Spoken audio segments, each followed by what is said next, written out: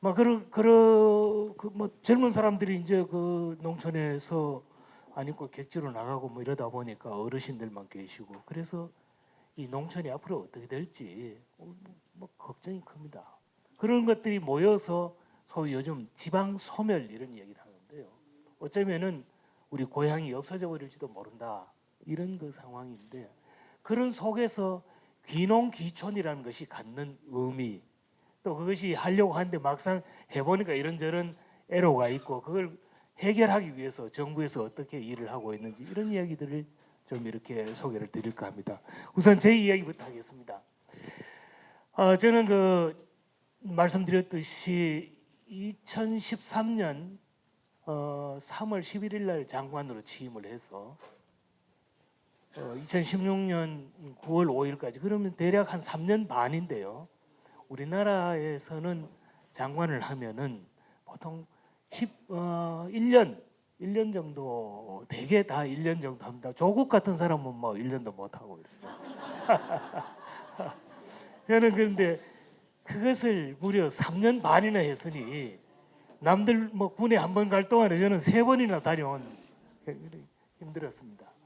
그래서 제가 이제 마치고 뭐 나올 무렵에 대통령을 이래 찾아뵙고 이제는 저는 이제 고향에 어머니가 혼자 계시는데 제가 저를 이제 좀 낳아주십시오. 고향으로 가고 싶습니다. 안 된다. 좀 더 너는 뭐 좀 더 해야 되는데 우리가 지금 할 일이 많은데 그래서 그러시더니 그래 잠시만 가 있다 오늘 하고 이랬던 헤어졌던 것이 그게 지금까지 뭐 이렇게 뵙지 못하고 이런 상황이 되었습니다만은 막상 그러고 나서 이제 시골에 9월 달이었으니까요 고향에 와서 뭐 둥둥거리면서 이러다 보니까 아이 웬걸 갑자기 무슨 뭐 적폐니 머리죠 뭐 탄핵하고 이래가지고 그야말로 밤낮 없이 나라만 생각하고 이렇게 살아왔는데 저뿐만 아니라 대통령 모시고 그렇게 했는데 어느 날 죄인이 돼서 말이에요. 죄인 아닌 죄인이 돼가지고 정말 그야말로 뭐 TV고 라디오도 뭐 아무것도 신문도 안 보고 해 뜨면 그냥 덜에 나가. 원래 농사를 그리 하려고 했던 것도 아닌데 그 뭐 세상이 보기가 싫어서 그냥 죄 지은 사람처럼 유배 온 것처럼 그렇게 지냈습니다. 그런 지났던 이야기를 지금 하려고 하는데요. 이제 저 처음 시작하는 이 이야기는 이렇습니다. 제가 처음 그 시골에 올 때는 대통령께 말씀드릴 때는 단촌에 가서 이동필의 1, 2, 3, 4 단촌에서 새로 써보겠습니다. 제가 그럼 1, 2, 3, 4는 뭐냐? 1. 집에 가서 일찍 자고 일찍 일어나고 2.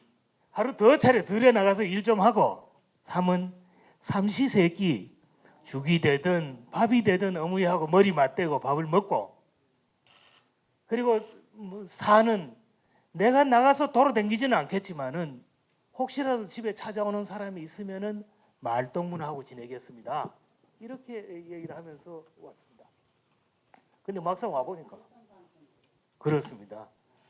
근데 막상 와보니까 이게 이 고향이라는 게 의성이라는 게 뭐 가장 소멸 위험이 높은 지역 그러니까 연세 드신 어르신들이 많고 젊은 사람들이 없고 이런 이야기를 합니다. 그래서 고령화, 저출산 그리고 또 뭐 시골에도 좀 이렇게 여유가 있는 젊은 사람들도 있기는 하지만은 그렇지 않은 대부분의 연세 드신 분들 양극화 그리고 이제 붕괴 직전에 지역 사회 공동체를 할까요? 그러니까 이제 언제 이 시골이 문을 닫을지도 모르는 흡사 무슨 요양병원 같은 그런 느낌을 가졌습니다. 40년에 이리 만에 와보니까요.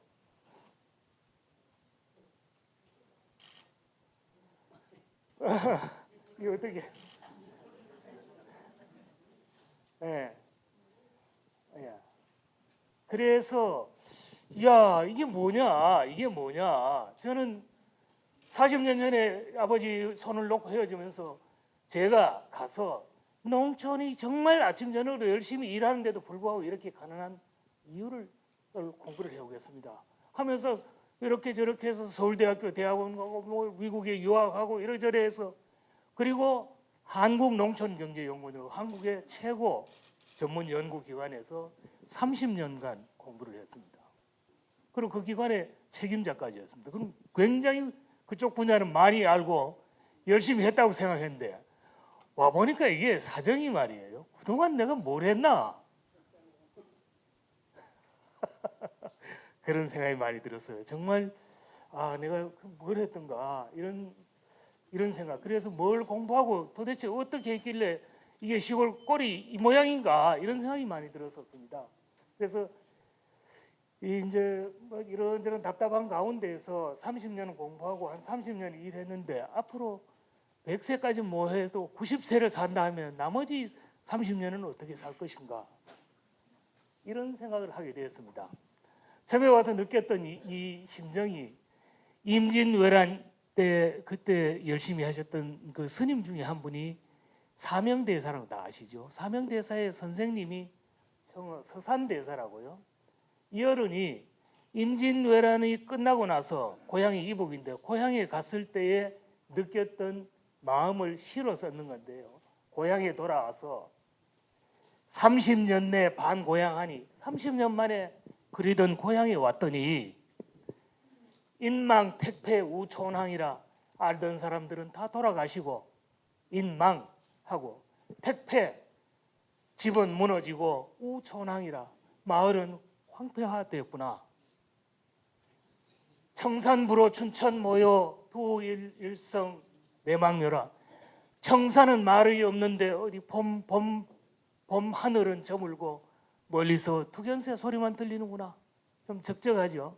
임진왜란 이후에 그 폐허가 된 고향에 돌아갔을 때에 서산대사가 읊었던 시인데 우리가 지금 뭐 임진왜란 같은 때는 아니지만은 저도 심정이 고향에 와 보니까 뭐 이렇게 어머니가 계시긴 하지만은 알던 뭐 사람들 뭐 찾아보기 어렵고 집은 무너지고 저희들 집이 저 마을에 제일 안 구석에 있어서 겨울을 조그만 걸 두고 왼쪽에는 집이 세 채가 있는데 다 빈집이에요. 오른쪽은 집이 두 채가 있는데 안노인만 혼자씩 사세요. 제가 안 왔을 때는 어머니도 혼자 사셨죠. 그럼 도대체 이게 뭐냐 이제 이런 생각을 하게 됐습니다. 아마 그런 가운데 어떤 저 개인적으로 보면은 뭐 퇴직을 한다는 생각을 안 했어요. 영원히 저는 일을 할 거다 이런 생각 많은 분들이 그러시죠. 뭐 퇴직한다고 생각하는데. 그래서 뭐 다 이제 세상은 적폐락하고 죄인이라고 손가락질을 하지. 억울하고 뭐 이런 나가서 어디 가서 뭐 이야기할 데는 없죠. 그래서 이제 농사를 시작했는데 그 농사라는 게 정말 그렇게 간단치 않았습니다. 저는 평생 그쪽을 공부를 했던 사람이라고는 하지만 이게 그야말로 아까 그 탁상공론까지는 아니지만은 직접 그 몸으로 이렇게 그러고 내가 그 입장이 이제까지 우리 가불이 바뀐다 하잖아요. 내가 그 입장 맨날 그냥 이래라 저래라 말로만 하던 것하고 직접 해보는 것하고는 차이가 많이 있었습니다. 탄핵 전국 속에서 뭐 어떻게 살아야 되나 보다도 아이고 이런 이 판국에 내가 어떻게 죽어야 되느냐 이런 생각이 더 많이 들어요. 그렇게 하면서 뭐 몇 년 농사를 지었는데요. 어느 날 제가 콩을 한 2,000평 가까이 지었네요. 콩을 19가마, 뭐 농약을 잘 못 쳐 19가마를 했는데요. 예, 그 40kg짜리 19가마를 했는데 2,000평이 많아요. 근데 하루는 콩을 이렇게 심는데 여름에 더운데 콩을 이렇게 뿌리는데 말이죠. 이게 뭐 바가지가 쏙 껴져가 콩이 이렇게 다 흩어졌어. 딱 여름 더 땀은 나고 근데 이 콩을 하나씩 이걸 줍다가 생각을 하니까 내 스스로가 그래 정말 우리가 나라를 생각하고 정말 대통령을 생각한다면 내가 지금 여기서 이렇게 콩을 줍는 것보다는 어쩌면 더 절박한 일이 있을지 모른다. 내가 지금 여기서 콩만 줍고 있어도 되겠는가 이런 생각이 들었습니다. 근데 뭐 어디 얘기할 겨를은 없고 그런 차에 추석이 됐는데 도지사 뭐 신도지사가 어떻게 지나가는데 인사차 들려서 저 도지사가 되었으니까 당신이 나를 좀 도와주시오. 근데 뭐 이야기를 이래저래 하시는데 내가 봤을 때 적어도 농촌에 이런 분야에서는 저분이 뭐 열심히 하려고는 하는데 내가 좀 저렇게 해서 되겠는가, 내가 좀 도와줘야 되겠다 이런 생각이 좀 들었습니다. 그래서 금년도 1월부터 이게 장관을 하다가 어디 거기 뭐 도에 자문관으로 갔는데 나는 그게 뭐 5급인지 10급인지 몰랐는데 가보니까 이게 그야말로 제일 말단 일의 공무원이 되었습니다.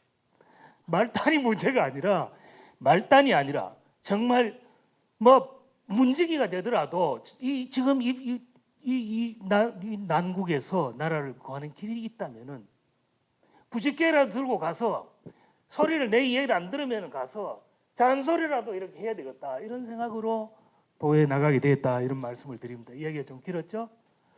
이건 제가 이제 처음 와서 아버지가 요 앞에 2층 집을 하나 지어놓고 있었는데요. 40년 전에 지은 집이라서 막 춥고 이렇게 손님이 와도 거처할 때도 없고 이래서 사랑채를 조그만 걸 하나 지었습니다. 그 사랑채가 5평짜리인데요. 거기다 뭐 세면장하고 뭐하고 이렇게 빼버리면 3평 반입니다. 왜 그렇게 작게 지었나 이렇게 사람들이 말을 하는데 저는 와서 쓸쓸하게 지내는 그런 뭐 이렇게 우리 대통령 이런 걸 생각을 해보면은 이것도 나한테는 오감하다 그런 생각을 했습니다. 이 집 이름은 사원제라고 지었습니다. 이 이름은 제가 지었는데 사원제. 우리가 왜 물 마실 때 샘판 너물 잊지 마라 하는 말이 있잖아요. 음수사원이라고요. 이 물을 마실 때 음수할 때는 그 근원을 잊지 말고 굴정지인 샘판 너물 잊어서는 안 된다. 사람이 그 을이나 도리를 잊어서는 안 된다. 이 뜻으로 제가 잘 못하지만은 이 이름을 그래 지었고 요거는 요 앞에 마당에 이쪽에 반대편에 조그만 정자 같은 정자지었어요. 이게 A1땅입니다. A1땅. 이거 뭐 정자라 갈 것도 없어요. 제가 왔을 때 어떤 지자체장이 당신이 왔으니 저에서 내가 조금 막 이렇게 싸게 하든지 이렇게 해가지고 뭐 정자를 하나 멋진 걸 기하라 이러시더라고요. 나는 우리 할매들이 걸 타기 쉽게 이걸 막 전국에 돌아다니면서 이걸 하나 찾아서 별로 비싸지는 않아요. 이렇게 해서 요걸 지었는데요. 동네 할매들 어머니 친구들이 요 와서 A1땅입니다. 저건 A1땅. 오늘이 이 세상의 마지막이다. 어머요 하고 내하고 같이 사는 우리 마지막이라고 치면은 좀 화나고 답답하더라도 잊어보고 우리 재밌게 삽시다. 그렇게 해서 이제 A1땅으로 이렇게 지어놓고 있습니다. 이건 제가 농사 짓는 건데요. 여기는 마늘 농사 짓는 겁니다. 마늘 제가 해가지고 첫 해인가 둘째 해는 한 350만 원 수입이 아니고 다 해가 팔아가지고 이러면 안 되지. 그리고 여기는 제가 콩농사 짓는데 콩 많이 하죠 이쪽에. 네? 콩. 근데 저렇게 콩을 해놔도 저런 걸 팔 때가 있어요 말이지. 제가 장관할 때는 뭐 농협이 경제사업 활성화하라고 이러면서 농협이 그럼 돈 더 주세요. 그냥 5조를 줘가지고 너 경제사업 신경불효 경제사업 해라. 이렇게 정말 세상이 저는 잘 돌아갈 줄 알았어. 근데 와보니 콩을 팔 때가 있어야지.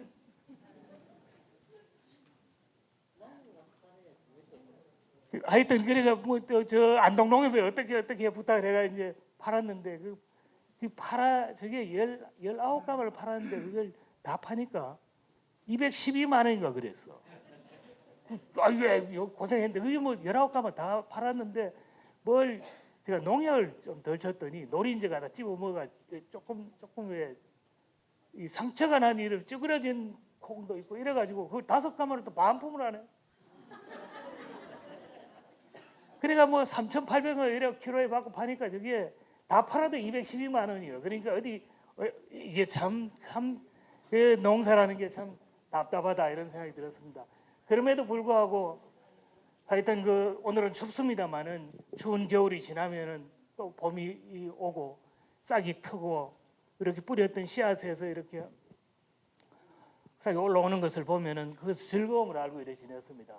일출 이작 일입 이식 해 뜨면 들에 나가서 일하고 해 빠지면 집에 와서 쉬고 근데 뭐 이게 쉬는 게 아니고 완전히 퍼져가지고 저녁에 와서 책 좀 봐야지 가는데 이게 힘들어서 책을 볼 수가 있어야 말이죠. 제가 이 농사 지을 때 얘기인데요. 처음에 가니까 제가 농사는 한 3,000평 정도 합니다. 기계 없이 3,000평 많죠.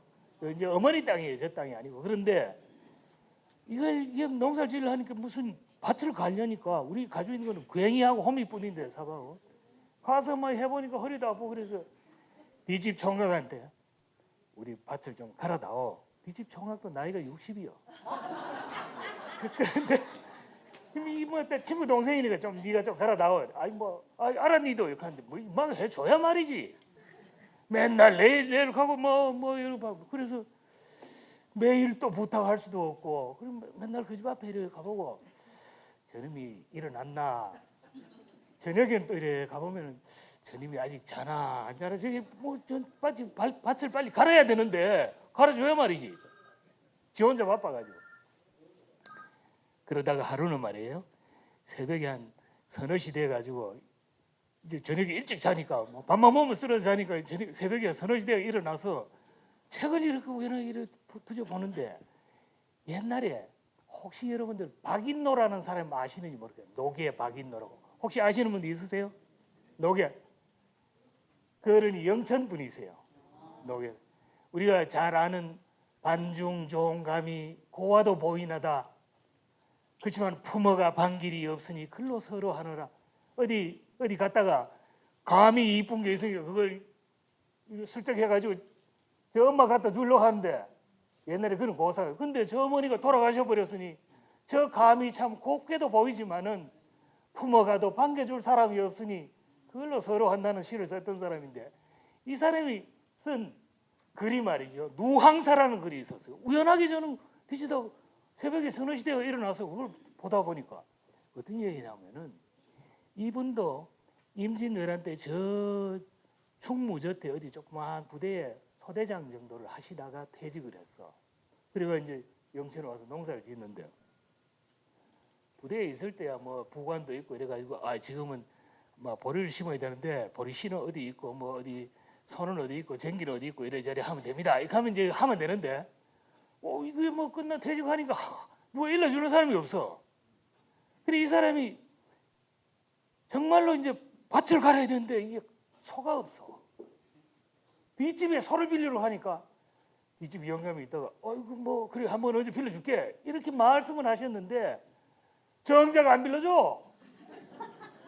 그래가지고 뭐 아침 저녁을 아까 내처럼 가서 이래 듣다 보고 이 양반 체면에 맨날 졸을 수는 없고 맨날 며칠을 그러다가 하루는 참 죽지 못해서 이제 가서 밤에 8시쯤 넘어서 가니까 밖에 누가 왔는가 제가 아쉬운 일이 좀 있어서 그러니까 그렇잖아도 내가 자네한테 소를 한번 빌려준다고 했는데 글쎄 옆집 사람이 말이지 그 구슬 같은 그 기름에 그 목이 검붉은 장기를 튀겨가지고 삼년 옆주 좋은 술하고 가져와서 날 빌려달라고 그래요. 그거 빌려줘 버리니 니는 빌려줄 수 없다.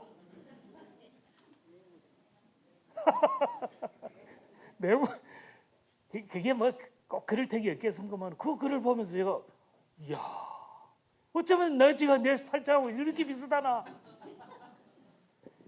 세월이 450년이 흘렀는데도 뭐 그런 식으로 해서 시골에서 농사를 이렇게 지어보고 있습니다.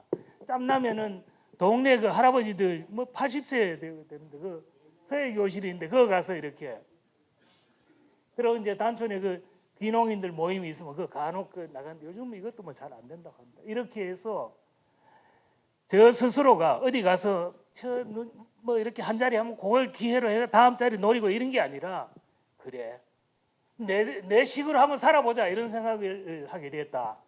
이런 말씀을 드립니다. 이야기가 좀 길었죠? 그 다음에 이제 이야기는 그래 우리 농업이 그러면 어떻고 농촌이 어떠냐 이런 얘기인데요. 아시다시피 우리나라는 오랫동안 이제 농본 국가였죠. 농사를 지어 먹고 사는 나라였죠. 그래서 뭐 양반들이 지금 이렇게 생각해 보면은 그 농민들 그냥 수탈하고 뭐 이러느라고 너희가 최고다 농자 천하의 대본 이런 얘기를 했지만은 그런 가운데서도 어쨌든 뭐 우리 국민들을 먹여 살린 게 농업이었죠. 농촌이라는 그런 지역 사회를 유지하고 자녀들을 가르쳐서 우리를 산업화라는 것을 만든 그 뒷받침을 한 게 농촌이죠. 한때는 막 이 농업이 60년, 70년대 이럴 때는 농업 비중이 굉장히 컸습니다.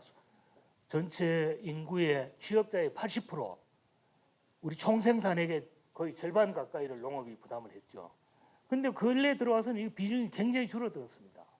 농사에 종사하는 취업자는 5% 남짓밖에 지금 안 되는 그런 꼴이니까요.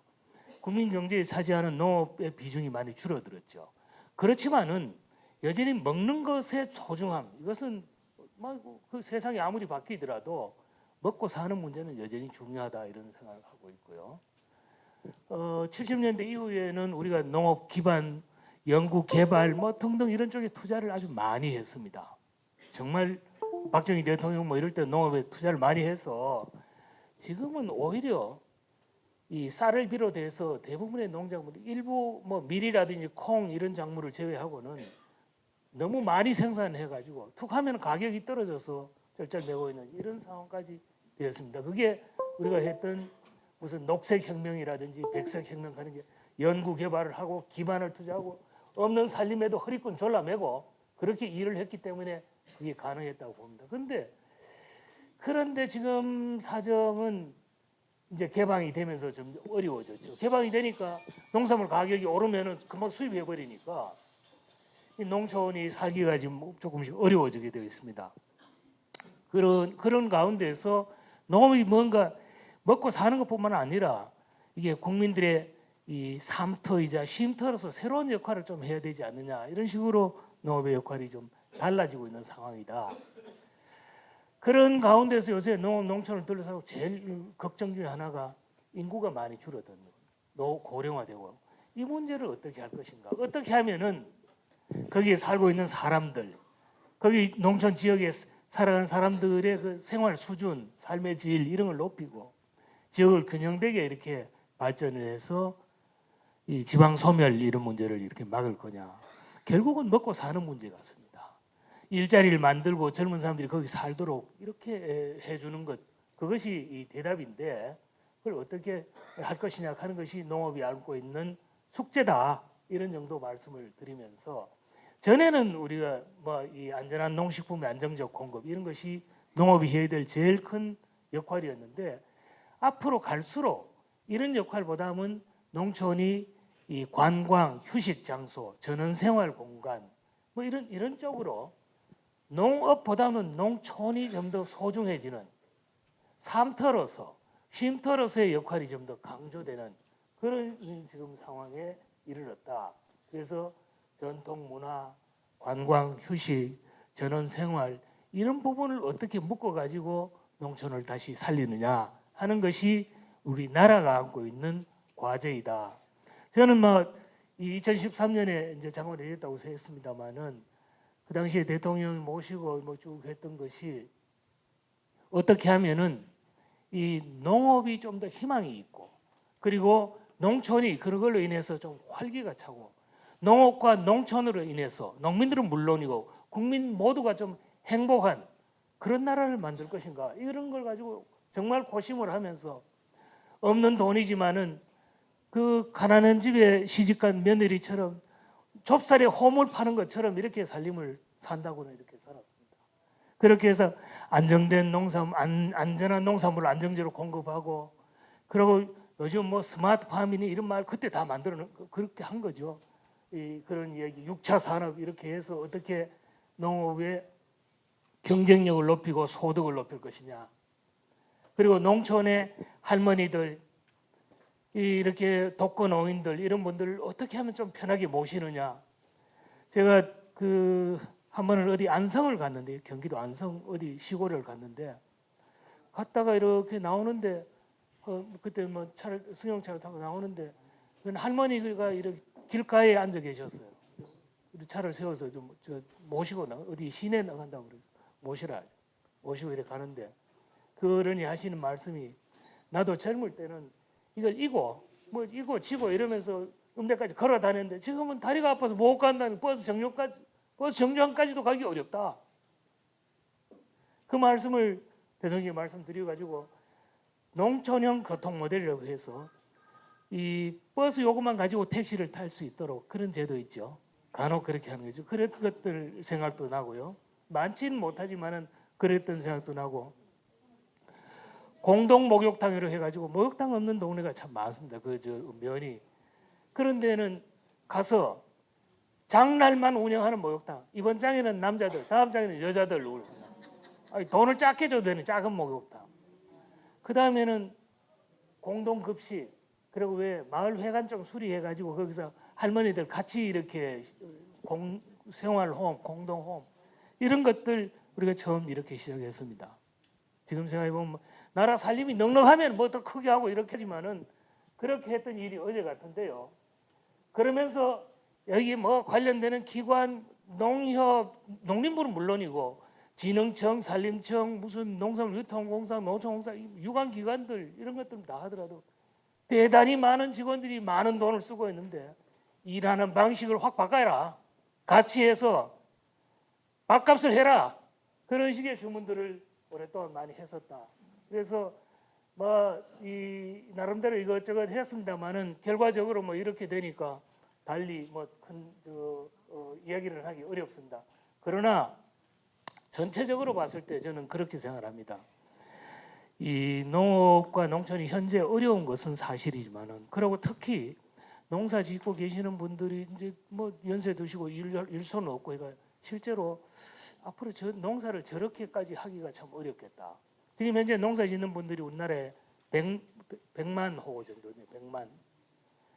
그런데 그 중에서 경영지 중에서 70세 이상이 44% 정도네요. 70세. 그럼 75살까지 일한다고 하더라도 5년 후면은 절반 정도는 이제 농사 짓는 사람이 없어지는 거죠. 그죠? 그랬을 때 지금처럼 이렇게 해 나가지는 못하고 이걸 어떻게 해야 될 것이냐 하는 것이 굉장히 큰 걱정이다. 그런 점에서 오늘 우리가 귀농귀촌 이런 얘기를 제가 하는 것은 어쩌면은 여러분 가운데서 경우에 따라서는 좀 그런 능력이 있고 이런 분들은 도시에서 이렇게 복잡하게 사는 게 아니라 농촌으로 가시게 된다면은 그쪽에서 새로운 가능성을 찾아볼 수 있지 않을까 이런 뜻에서 이 말씀을 드린다 이 얘기를 합니다. 그래서 이 사진은 지금 뭐 이 사진은 말이죠.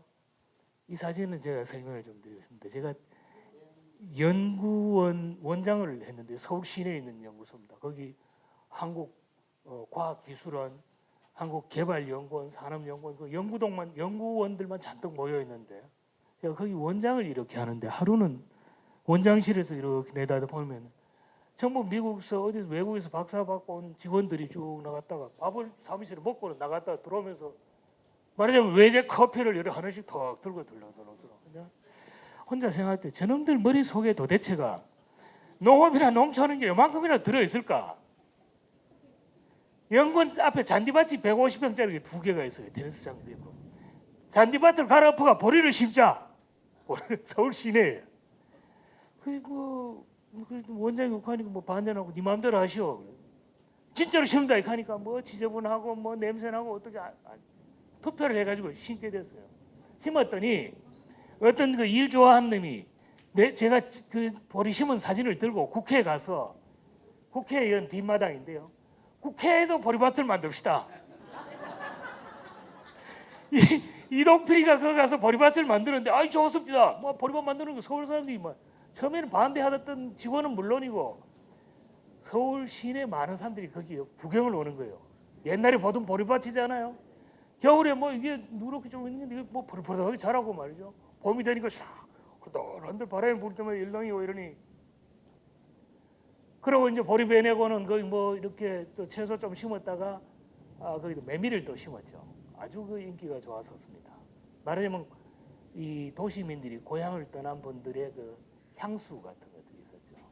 그래서 그걸 막 기세를 몰아가지고 국회에 이야기해가지고 이게 지금 정세균 의장인데요. 그때 정세균 의장이 전데 국회에도 뒤에 가면 텃밭을 만들어 놨어요. 뭐 그 이야기고요. 이거는 제가 대구시에 도시 농업 박람회를 하는데 제가 이게 농업이 살려면은 도시 사람들을 마음을 움직여야 된다. 도시 사람 농사라는 게 어디 뭐 잡한 게 동전 넣으면 나오듯이 그렇게 덜렁 그 농산물이 되는 게 아니다. 씨앗을 뿌려놓고 끊임없이 가서 돌보고 그런 그 정성, 노력 이런 것의 이 결실이다. 이렇게 해서 도시 농업이라는 것을 굉장히 강조했는데요. 이때는 뭐 좀 오래된 얘기입니다. 제가 첫해 2013년 5월이니까 김범일 시장하고 뭐 우동기 교육감 이런 사람들이 같이 있네요. 제가 요 사람이 전데요. 요가 김범 여기가 뭐 우동기 뭐 이렇게 했습니다. 그러고 저는 애들을 잘 가르치는 게 중요하다. 애들 학교의 급식 이런 것부터 애들을 과일을 먹이고 우리 걸 이름 잘 먹여야 소비자를 잘 키워야 그러니까 도시가 잘 이렇게 농촌의 응원자가 되도록 만들어야겠다 이런 생각을 해왔었다.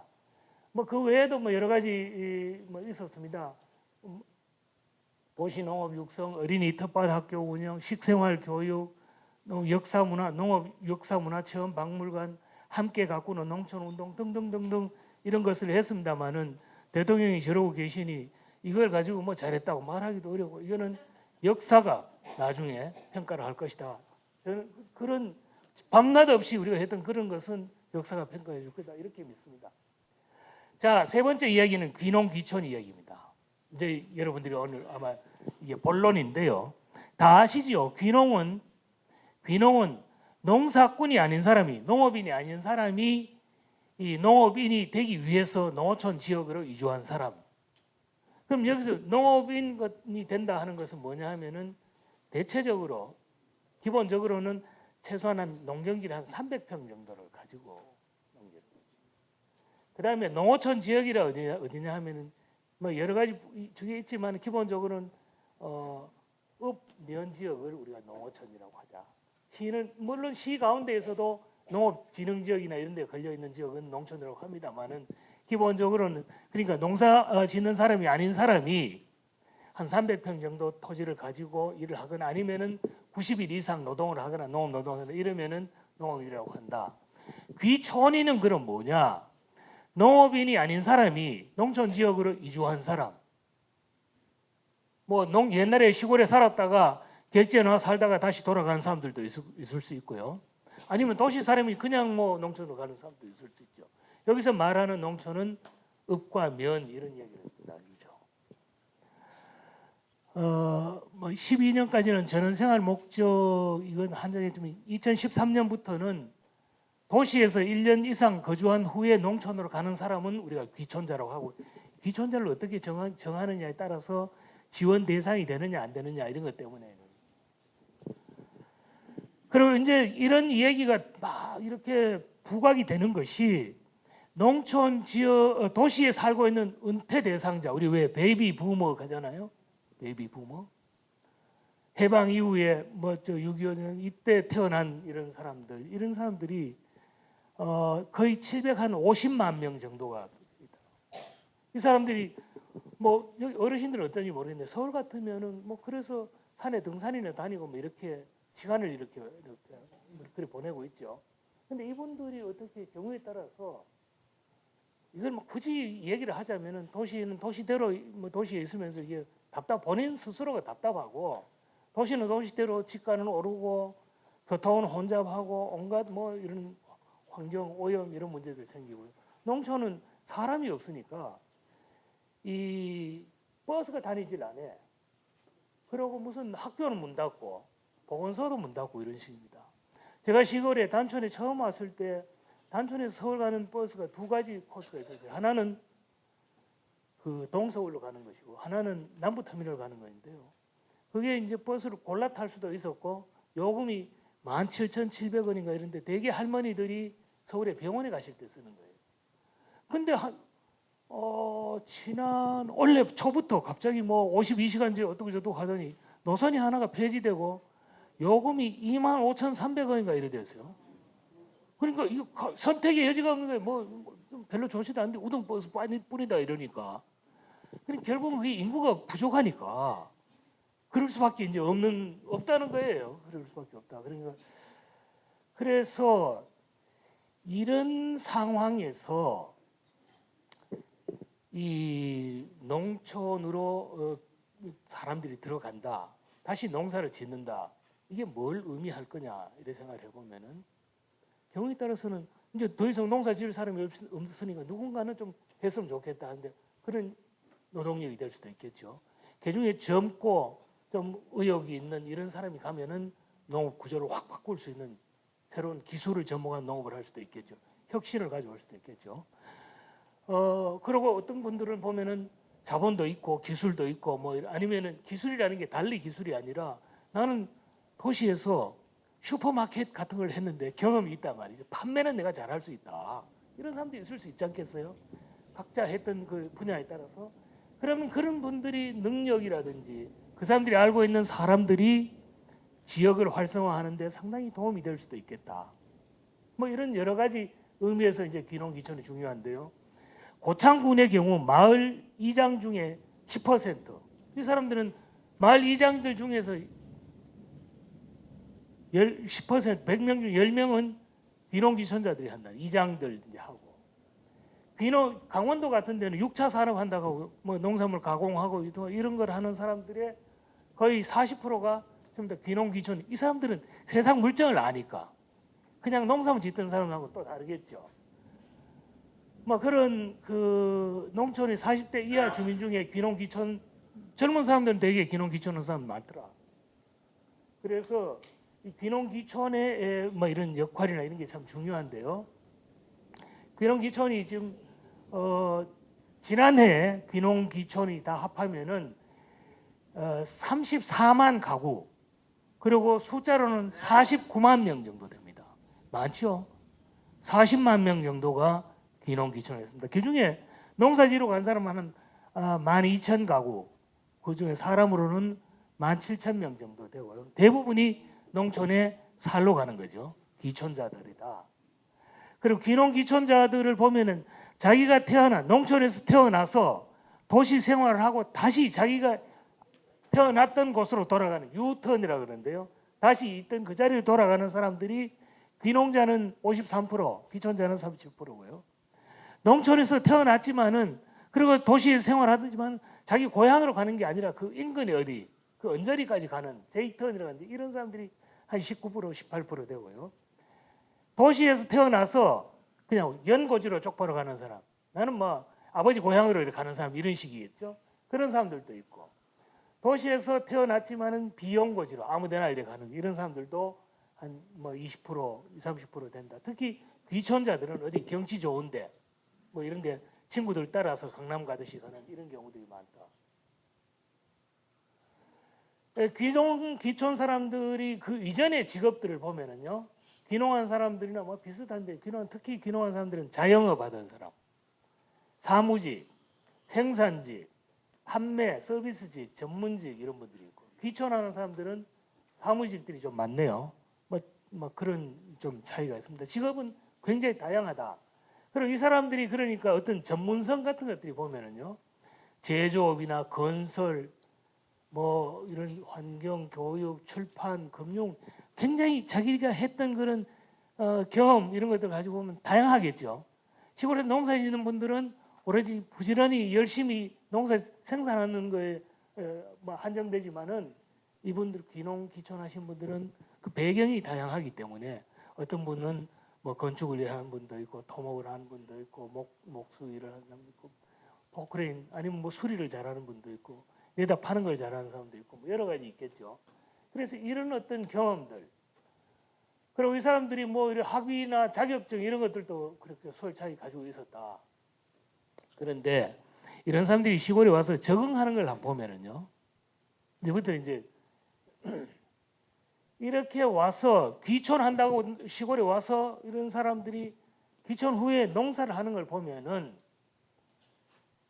처음에는 뭐 그냥 농사 없이 그냥 귀촌해가 나 혼자 뭐 경치 좋은 데서 지내겠습니다 이러지만은 한 5년쯤 지나면은 농사하는 사람들이 한 20% 정도로 이렇게 늘어나더라. 그리고 귀농한 사람들이 소득이 처음에는 이게 일반 농민들의 평균보다도 아니면 귀촌 전에 비해도 절반도 안 돼요. 수입이 뭐 없으니까 마땅하게. 수입이 적다가 이게 시간이 지나면서 따라 붙이더라. 이런 얘기들을 지금 하는 거고요. 그래서 처음에를 어떻게 잘 버티느냐 하는 게 문제 같고 그 다음에 또 농촌에 적응하기 어려운 게 이게 꼭 농사만이 아니라 귀농하는 사람 중에서는 이제 우선 처음에 농사도 땅을 살려면 돈이 들잖아요. 땅을 뭐 요즘 어지간 하면은 10만 원 다 남잖아요, 평당. 그러니까 땅을 사가지고 농사하기 어려우니까 땅을 사지 않고 할 수 있는 게 농사 외에 어디 취직하는 거. 그런 것들을 찾아보는데요. 그렇게 하는 사람들이 한 43% 정도 돼요. 농사 외에 뭐 일거리를 찾아보는 이런 경우가. 근데 뭐 그게 쉽지는 않지만 농촌에서 그게 쉽지는 않지만 어쨌든 보면 요새는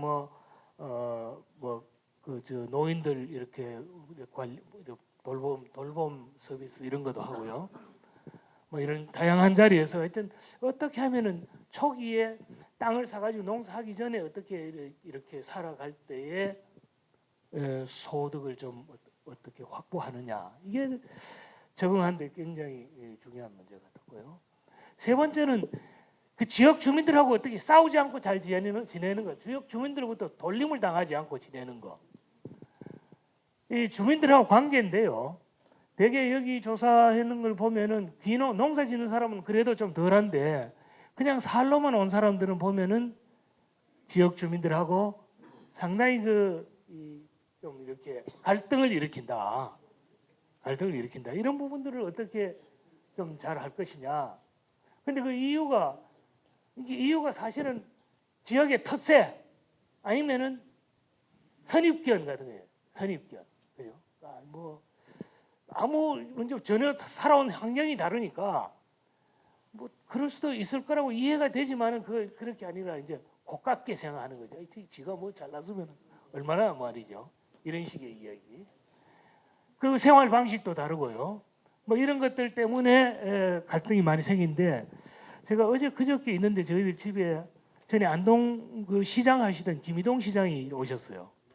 와서 의성의 마늘 따기 유명하다는데 그거 물어왔다 해요. 같이 먹자 이래가지고 이제 그러면서 이제 시골의 살이의 어려움 이런 것들 말씀을 하시는데 어쨌든 있는 주민들하고 잘 지내야 된다. 그 얘기를 하십니다.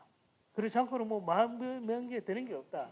그래서 농촌에 적응하는 귀농귀촌이 어려운 이야기가 그런 걸 자신을 내려놓고 친하게 지내는 것 이것이 참 중요한 그 과제다.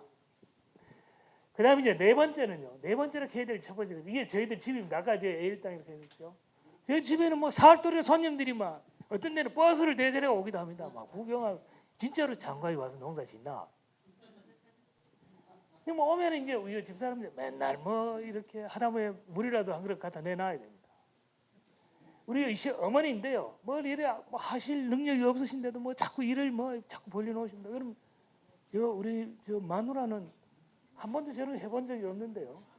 아침부터 밤 늦게까지 막 가서 부엌에만 일해야 되는 게 아니라 들에 가서 이거 다 뽑아야지. 마늘 쫑 뽑고 마늘 풀 뽑고 하우스 무너지면 다 이거 했는데 근데 또 이거 가서 이게 제 얘기는 그럴 턱이 없지만 남자분들은 특히 그 부인한테 잘해야 된다.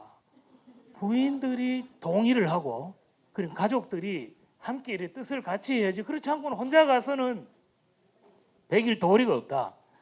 귀농귀촌을 하는데 아까 제가 이제 몇 가지 적응하는 데 있어서 어려운 것이 그런 것 같더라.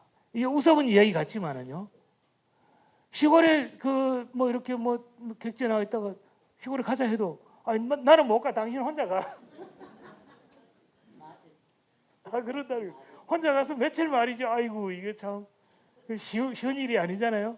저는 이렇게 저는 막 시골에 농사 지었습니다. 이렇게 하더라도 내가 잘나서 그런 게 아니라 집에서 누가 이렇게 뭐 밥이라도 해주고 이제 뭐 하다못해 멍석을 개더라도 한쪽에서 잡아줘야 이게 개어지지. 그렇지 않고는 어렵다. 그 말씀을 드리려고 이렇게 했었습니다. 네 번째 이야기는 이와 같은 귀농귀촌이 갖는 그 의미가 뭐냐 하는 건데요. 여러분들은 어떻습니까? 이 가운데에서 농촌에서 사시던 분도 계실 겁니다. 그런데 막상 지금 이제 도시에서 아파트 생활을 하거나 뭐 이렇게 하면은 철이 바뀌거나 이럴 때마다 좀 갑갑하시거나 느끼고 뭐 그러실 겁니다. 그래서 우리가 이런 것들을 거의 삶의 질이라고 그러는데요. 삶의 행복 이런 거라고 그러는데 삶에서 느끼는 개인의 행복감, 만족감 이런 것을 이 삶의 질 이런 식으로 해서 전 세계에서 이런 것을 다 나라별로 다 측정을 합니다.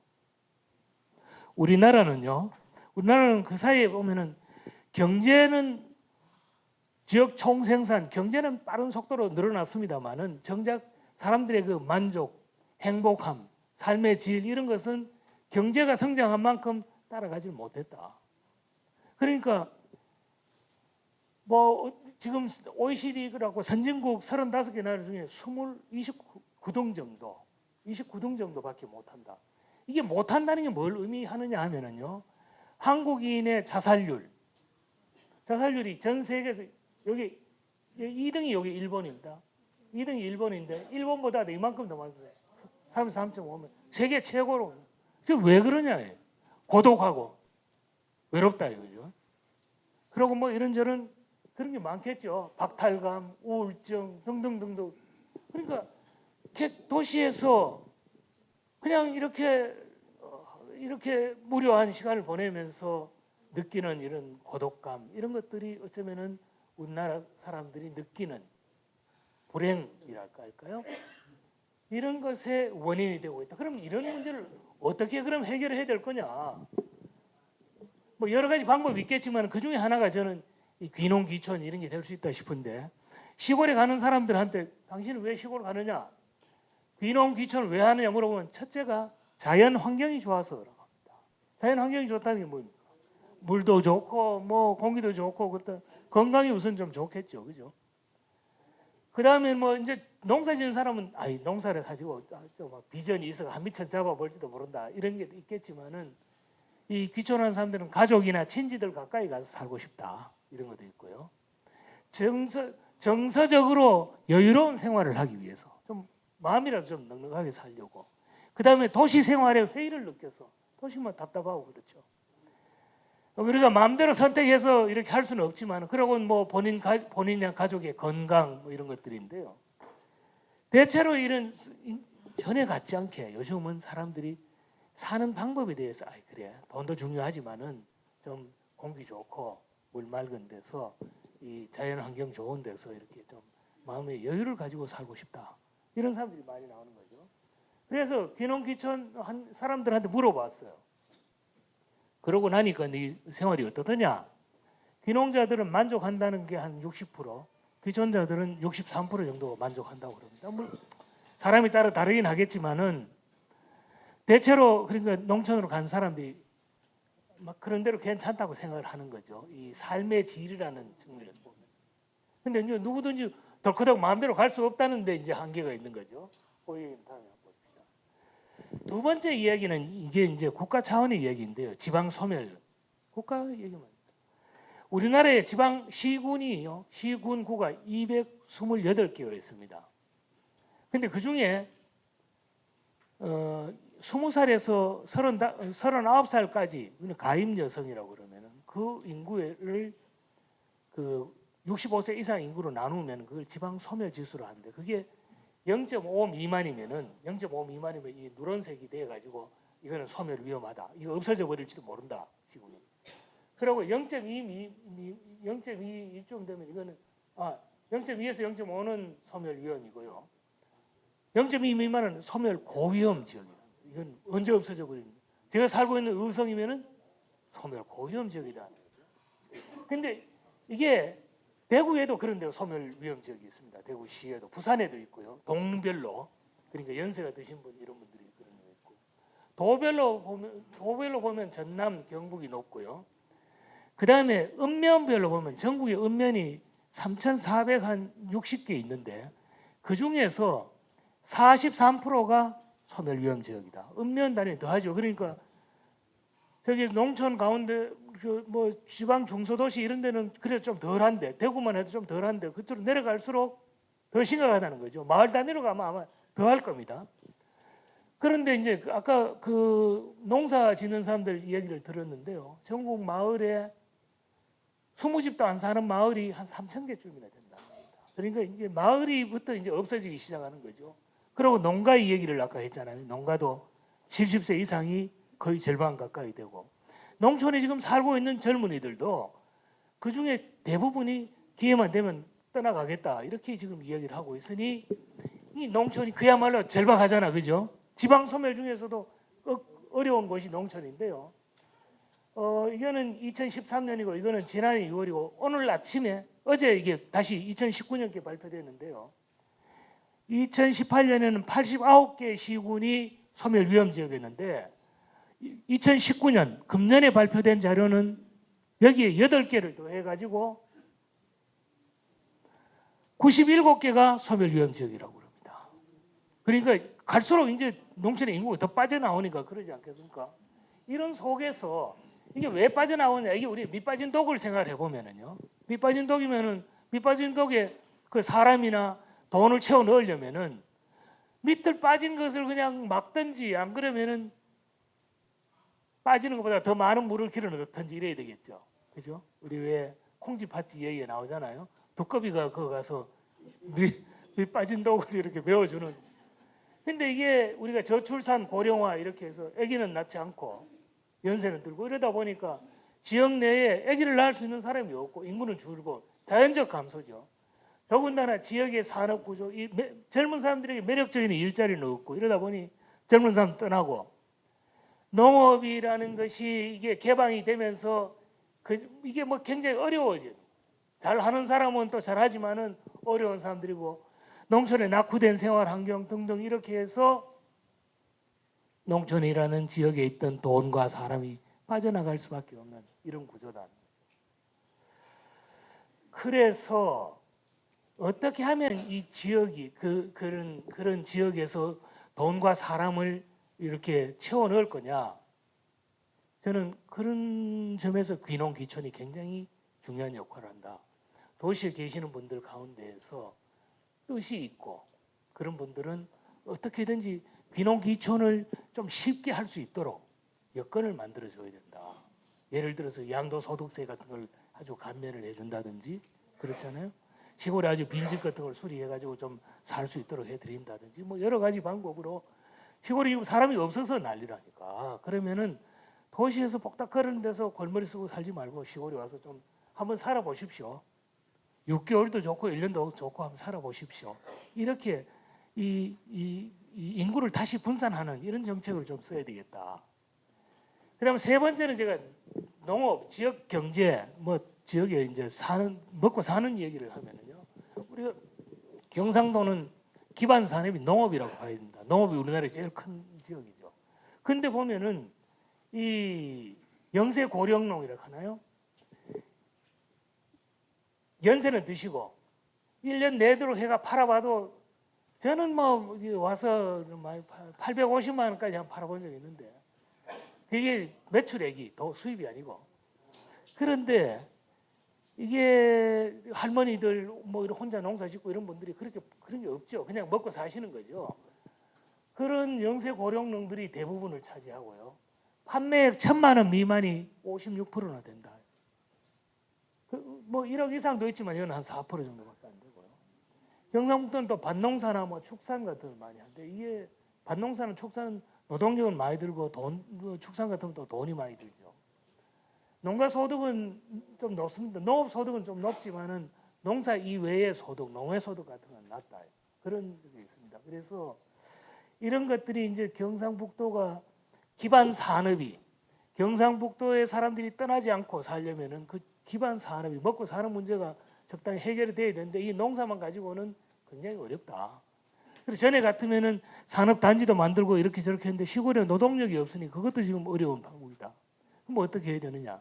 결국은 뭐 아버지가 지은 농산물을 그걸 가공을 하든지 그걸 좀 더 부가가치를 높이는 다른 방법을 이렇게 해서 제값을 받고 파는 방법을 자녀들이 생각하면서 자녀들이 시골에 있으면은 이 문제를 좀 해결할 수 있는데 아니면은 귀농귀촌자들이 와서 이런 문제들을 좀 도와줄 수도 있지 않겠어요? 아까 다양한 직업의 사람들이 그런 경험을 가지고 있으면서도 정작 섞이고 있다면은 이게 세계에서 제일 작은 나라이면서도 농업이 발전한 나라를 네덜란드라고 그럽니다. 경지 총 면적은 우리나라하고 비슷한데요. 1인당 국민소득이나 이런 걸 보면 우리나라의 배 정도는 됩니다. 수출 같은 거는 말할 나위도 없고요. 면적은 비슷한데 네덜란드는 농가가 7만 5천 호밖에 안 돼. 우리는 100만 호가 넘거든요. 그러니까 한 집에서 가지고 있는 농경지 면적이 다르겠죠. 네덜란드는 굉장히 크고 우리는 조그마하게 이렇게 가지고 있죠. 우리는 1.5헥타 이렇게 가지고 있습니다. 그래서 이제 이렇게 생각해 볼 때 앞으로 농업이 어떻게 될까 이렇게 생각을 해보면은 결국은 좀 규모화된 농가 아니면은 영농법인이니 회사법인이 이런 쪽에서 농사를 좀 전문적으로 짓는 이런 사람들이 많이 갈 것이다. 특히 그 네덜란드에는 최근에 3P 농업이라고 하는데 P가 세 가지란 말인데 하나는 이제까지는 프로핏도 하나, 이 P 하나, 이윤만 생각, 돈 벌 생각만 하던 농사인데 바로 돈 되는 거예요. 그것만 하다 보니까 이게 소비자들이 도시에 계시는 분들이 그거 뭐 그렇게 돈을 늘상 벌리게 안 해줘. 이윤만 생각을 하니까. 그래서 생각한 게 지구 환경, 플래닛, 그다음 people, 건강, 국민 소비자들의 건강과 환경을 생각하는 농업. 그러면서 이윤을 줘. 그러니까 좀 농산물이 비료나 농약 같은 거 덜 치고 이런 품질을 고급화하고 차별화하는 이런 방법으로 네덜란드도 돈을 벌더라. 우리나라 농업이 가려면은 뭐 요즘 스마트팜이니 뭐 공동경영체니 6차 산업이니 이런 얘기를 많이 합니다. 수출도 해야 된다 하고요. 농업에다가 관광, 치유 뭐 이런 것들을 결합을 해서 이 농사를 생산만 하는 게 아니라 그것을 가지고 음식도 만들어 팔고 그걸 가지고 치료도 하고 이렇게 합니다. 저는 언제 뭐 연구원에 있을 때에 6차 산업이라는 얘기를 일본에서 가져왔는데요. 혹시 들어보신 적 있습니까? 6차 산업. 6차 산업. 농업의 6차 산업. 우리가 초등학교에 배울 때 농업 생산은 수산업, 광업, 임업 이런 거는 1차 산업이라고 그랬죠. 1차 산업. 단순 채취, 수렵. 2차 산업은 가공이죠. 가공. 3차 산업은 서비스업, 뭐 유통, 관광 이런 거죠. 1, 2, 3을 더하면 어떻게 되나요? 6이 되죠. 제가 90년대 중반에 일본에 세미나를 갔다가 동경대학의 그 이마무라 선생이라는 분하고 동인도 후문의 분식점에서 이 박사, 내가 6차 산업이를 용어를 6차 산업이란 말을 개발했는데 니 한번 생각해봐라 어떠노? 우리가 늘 하던 농산물을 단지 농산물을 팔 것이 아니라 그것을 가공을 하고 2차 산업 그것에다가 관광이나 체험하고 연계하면은 훨씬 제값을 받고 팔 수 있다. 1 더하기 2 더하기 3 하면 6이 되니까 우리가 그걸 6차 산업이라 하자. 뭐 이야기가 복잡한데 더 쉽게 하면은요. 저희 오천 숙모도 시골에서 고추 농사를 지었습니다. 우리 오천은 살아계실 때도 고추를 많이 짓죠. 고추 농사를. 고추 생산만 하는 건 1차 산업이죠.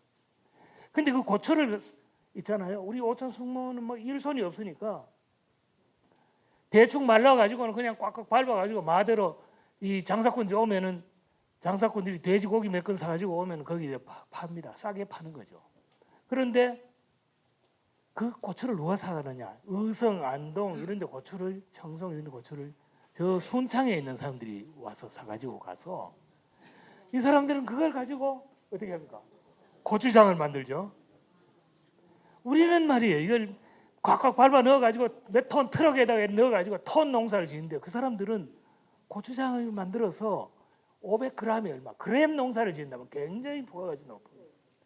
더군다나 고추장만 하는 게 아니고 거기다가 뭐 감을 넣어가 감뭐 꽈장아찌 고추장, 무슨 뭐 무장아찌 고추장, 조기 뭐 넣어가지고 막 훨씬 더 비싸게 갔네. 그런데 그게 살 길이다. 또 며칠 전에 제가 청송을 갔더니 청송에 그 한 아주머니께서 뭐 연세 드신 할머니 초로 맥된장이라고 된장을 만들어. 이 청송에는 늘 콩만 심었다는 거예요.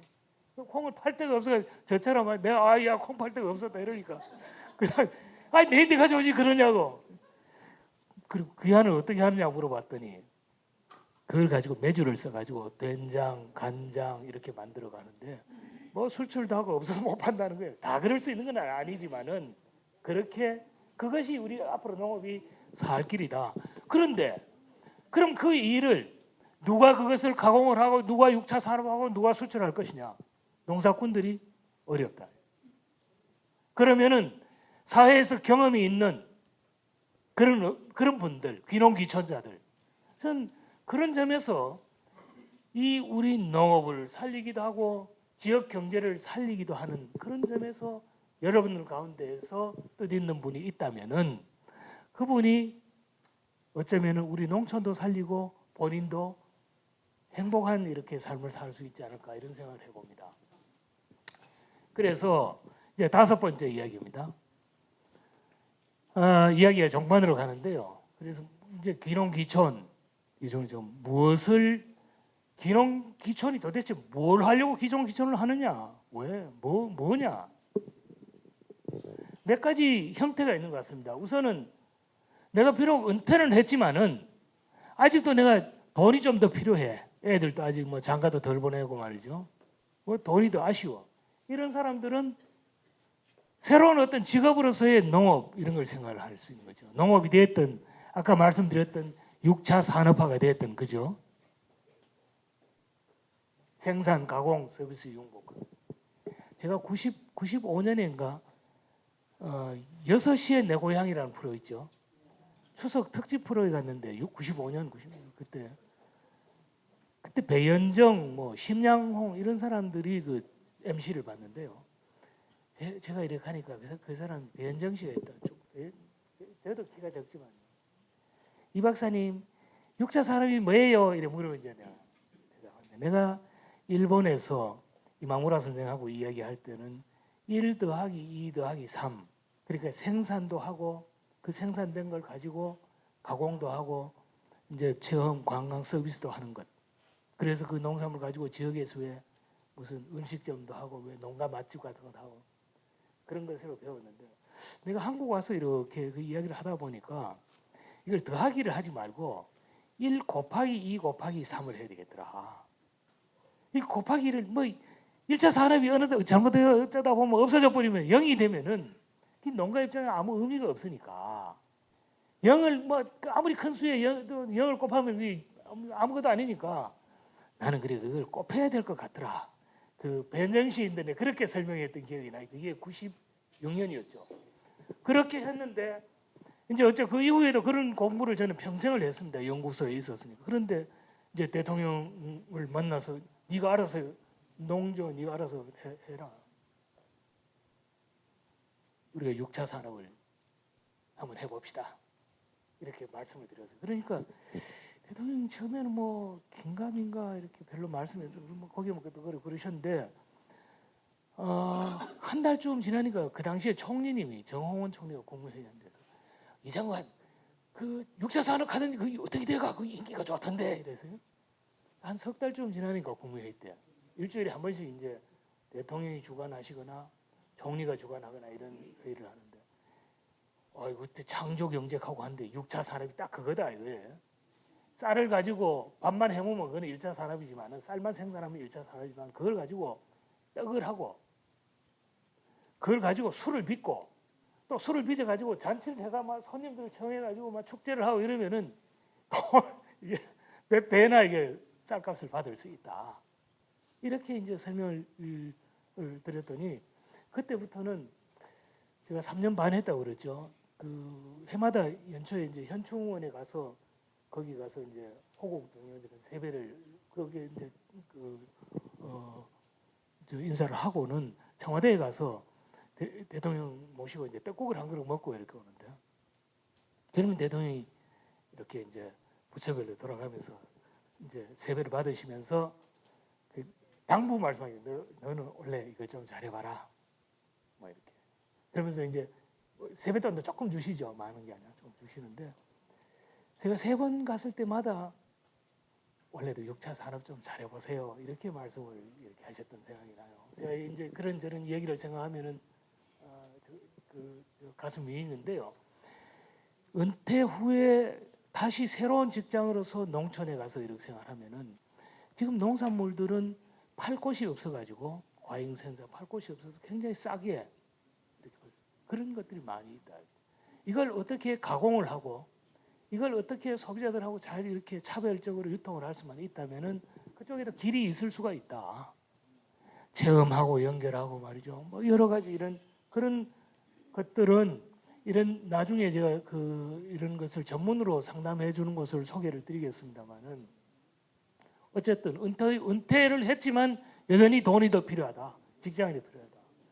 그다음에 이제 뭐 은퇴 후에 유유자적하는 사람들도 있겠죠. 나는 뭐 더 이상 돈은 필요 없다. 그냥 벌어놓은 거 가지고 어디 가서 마음 편하게 살겠다. 이런 사람도 어디 지역을 잘 골라야 되겠죠. 그죠? 가족이나 친지 뭐 이런 분들 아는 분들도 좀 가까이 있고 이래야 덜 외롭겠죠. 그런 것, 교육, 의료, 문화, 복지 이런 것도 환경도 좀 좋아야 되겠죠. 어제는 제가 점심 때 홍철이라고 대구 경북발전연구원 원장도 있고 대구 효성대학교 총장도 직전까지 하셨던 분입니다. 홍철. 그분은 지금 75인데 문경에 가서 주울산 바로 앞에다가 집을 조그맣게 지어놓고 부부간에 그거 사세요. 그럼 그분은 이제 나는 이제는 뭐 책이나 읽고 소외를 한다. 막 누가 불러도 안 나간다. 이제 그런 분들이 있을 거 아니에요. 그런데 내가 그런데도 이 장소를 찾은 것은 여기서 문경읍에서 바로 문경읍인데 변두리에. 그러니까 뭐 누가 손님 오면은 그거 시내 가서 읍내 가서 밥도 먹을 수 있고 거기서 보니까 도서관도 가깝고 뭐도 하고 이러니까 괜찮더라는 거예요. 괜찮더라는 거예요. 이런 은퇴 후에 유유자적하는 이런 분들도 있겠죠. 문화시설도 있고. 그 다음에 은퇴 후에 뭔가 좀 사회에 공헌을 하겠다. 어쩌면 저 같은 사람일지 모르겠어요. 은퇴는 했는데 이게 은퇴도 아니고 뭐 책임감 때문에 이러는데 이런 사람들은 뭐 여러 가지 일이 있겠지만은 사람들하고 같이 일하고 뭐 이런 것들을 좋아해야 되는데 저는 뭐 그거는 또 아닌 것 같고 하여튼 그런 분들도 있을 거 아니에요. 그죠? 이 살아가는 방법이 꼭 요 세 가지만이 아니라 다양한 방법으로 이렇게 나는 나머지 내 삶 이것을 좀 보람있게 사는 방법을 한번 생각을 해보겠다. 이런 분들이 여러분 가운데 계실 겁니다. 이런 것이 일반적으로 말하는 그 방법들이고요. 또 다른 뭐 방법들이 있을 수 있죠. 근데 이분들이 이제 현장에 가서 겪는 어려움 같은 걸 보면은 30, 40대 귀농귀촌인들은 여유 자금 돈이 아무래도 부족하겠죠. 30대는 돈이 없죠. 뭐 30, 40대 뭔 돈이 있겠어요.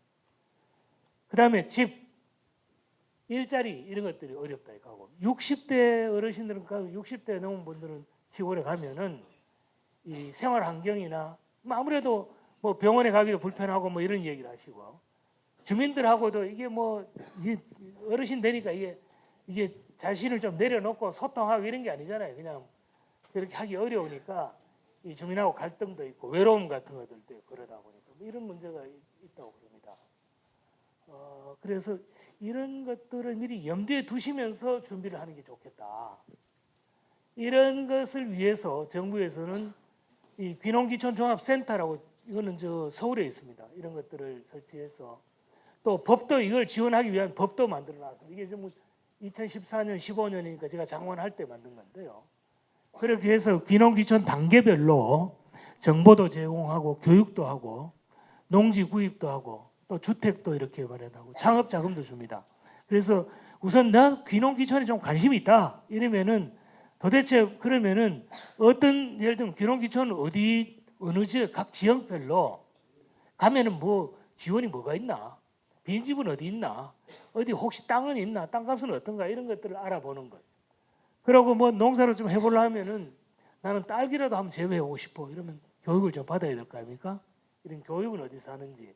그래서 귀농귀촌 종합센터, 귀농귀촌 창업 박람회, 귀농귀촌 교육 이런 초기 단계는 이런 것들을 받고 그다음에 실천 단계에 가서는 이분들이 가서 좀 제대로 연착륙을 할 수 있도록 도시 및 농촌 유치 지원, 귀농인의 집 조성 그러니까 시골에 가면 빈집 있잖아요. 빈집을 수리해 가지고 거기 와서 살 수 있도록 해주고 있습니다. 그런 거. 그다음에 체류형 농업 창업 지원센터라고 뭐 아주 크진 않지만은 무슨 크게 모텔처럼 이렇게 지어놓고 거기 와서 1년씩 이렇게 살 수 있도록 이렇게 해놓은 것도 있습니다. 경북 영주 같은 데도 있고 영천도 있고 그런 게 있습니다. 그다음에 정착 단계에서는 내가 이제 드디어 판단이 섰어. 아 그래 내가 여기에서 좀 내가 가지고 있는 미처를 투자를 해가지고 여기서 살만하다. 이럴 때에는 창업 자금도 융자고 기술, 주택 구입 자금도 지원하고 뭐 이런 지원이 있다고 합니다. 지원 금액 같은 걸 보면 농식품부가 주는 게 한 2% 자금인데요. 5년 거치 10년 분할상으로 3천억 정도 전체 예산인데요. 세대당 3억까지, 주택은 7,500만 원, 뭐 이렇게 준다는 것이고, 귀농귀촌 활성화, 뭐 현장 컨설팅, 교육 상담 이런 거 하는데, 경상북도의 귀농귀촌 지원센터는 안동에 있습니다. 안동대학에 가면은 경상북도 귀농귀촌 지원센터라는 곳인데 거기다가 문의를 하시면은 뭐 이렇게 저렇게 필요한 정보를 얻을 수가 있다. 그리고 도시민 유치 지원 사업, 귀농인의 집, 귀농인의 집을 전국에 500개, 3천만 원 정도 해가지고 500개 정도를 지어놨단 말이에요. 지어놨으니 거기가 살 수 있도록. 도별로 한 개 소식이 창업 지원센터도 있고요. 뭐 하도 이제 주민들하고 갈등이 생기니까 이 융화교육이라고 해가지고 1,400개 마을에서는 주민들하고 귀농자들하고 같이 뭐 잔치 비용 같은 거 좀 대주면서 잔치를 해서 좀 사이좋게 지내십시오. 그런 사업을 하고 있습니다. 뭐 이야기가 그걸 합니다만은 저는 그 의성에 있는데 혹시 여기 의성서 오신 분 계세요? 고향이? 군이요? 아, 바로 옆에네. 의성이세요? 어디세요? 안개요? 안개가 요새 녹아났어요. 거기는 안동이세요? 안개 이웃 사촌 마을이라고 만듭니다. 뭐 인구가 줄고 이러니까 만드는데 많은 돈을 들여서 뭐 이렇게 민자 정부 자금 합쳐가 1,700억을 넣어가 안개를. 근데 이웃 사촌 마을이라는 게 뭐예요? 결국은 우리가 지금 지방이 소멸 위기니까 어려우니까 객지에 있는 사람들아 이리 와라. 우리가 당신과 내가 피는 섞이지 않았지만은 우리가 사촌처럼 대해줄 테니까 우리랑 같이 살자. 이 얘기 그거 아니에요. 그죠? 우리 같이 함께 삽시다. 근데 그렇게 그렇게 돼야 되는데 이게 뭐 사업을 막상 또 해보니까 아유 이게 뭐 그러려면 뭐 이것저것 집도 짓고 뭐도 하려는데 너무 비싸게 달라 하니까 공사가 안 돼. 내가 이게 참 쉬운 일이 아니다 이런 생각을 합니다. 뭐 어쨌든 간에 그런 마음, 그 지역에 있는 사람들은 지역에 있는 사람대로 객지 사람들이 오면 그래 같이 삽시다 하고 받아들이고, 그죠? 객지 사람들은 그래 우리가 뭐 객지에 떠돌아 다녔지만은 우리도 어디 참 제2의 고향을 하나 만들고 싶은데 우리도 뭐 우리가 그 당신하고 나쁜 그런 다른 사람이 아니다. 똑같은 그런 사람들이다. 서로 이런 부분에 대한 좀 공감이 필요한 것 같아. 돈보다도 더 중요한 게 그거인 것 같아. 그죠? 어쨌든 정부에서는 이게 좀 젊은 사람들, 농사 이렇게 할 사람들, 지원을 많이 한 사람들은 그런 쪽으로 해가지고 청년층의 창업, 그리고 뭐 교육, 내실화, 일자리 주거, 그 안개에는 집을 뭐 많이 줘요. 한 300동 정도 집을 주는데 그냥 자꾸 집 짓지 말고 있는 헌집 수리해가 써라. 그 짓다가 또 왔다가 다 가버리면 어쩔래.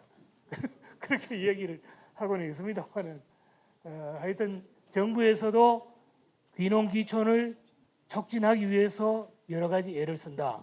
저는 여기에다가 덧붙여가지고 실제로 우리가 가지고 있는 자산이라는 게 저도 뭐 집이 서울에 뭐 아직도 집이 있습니다만은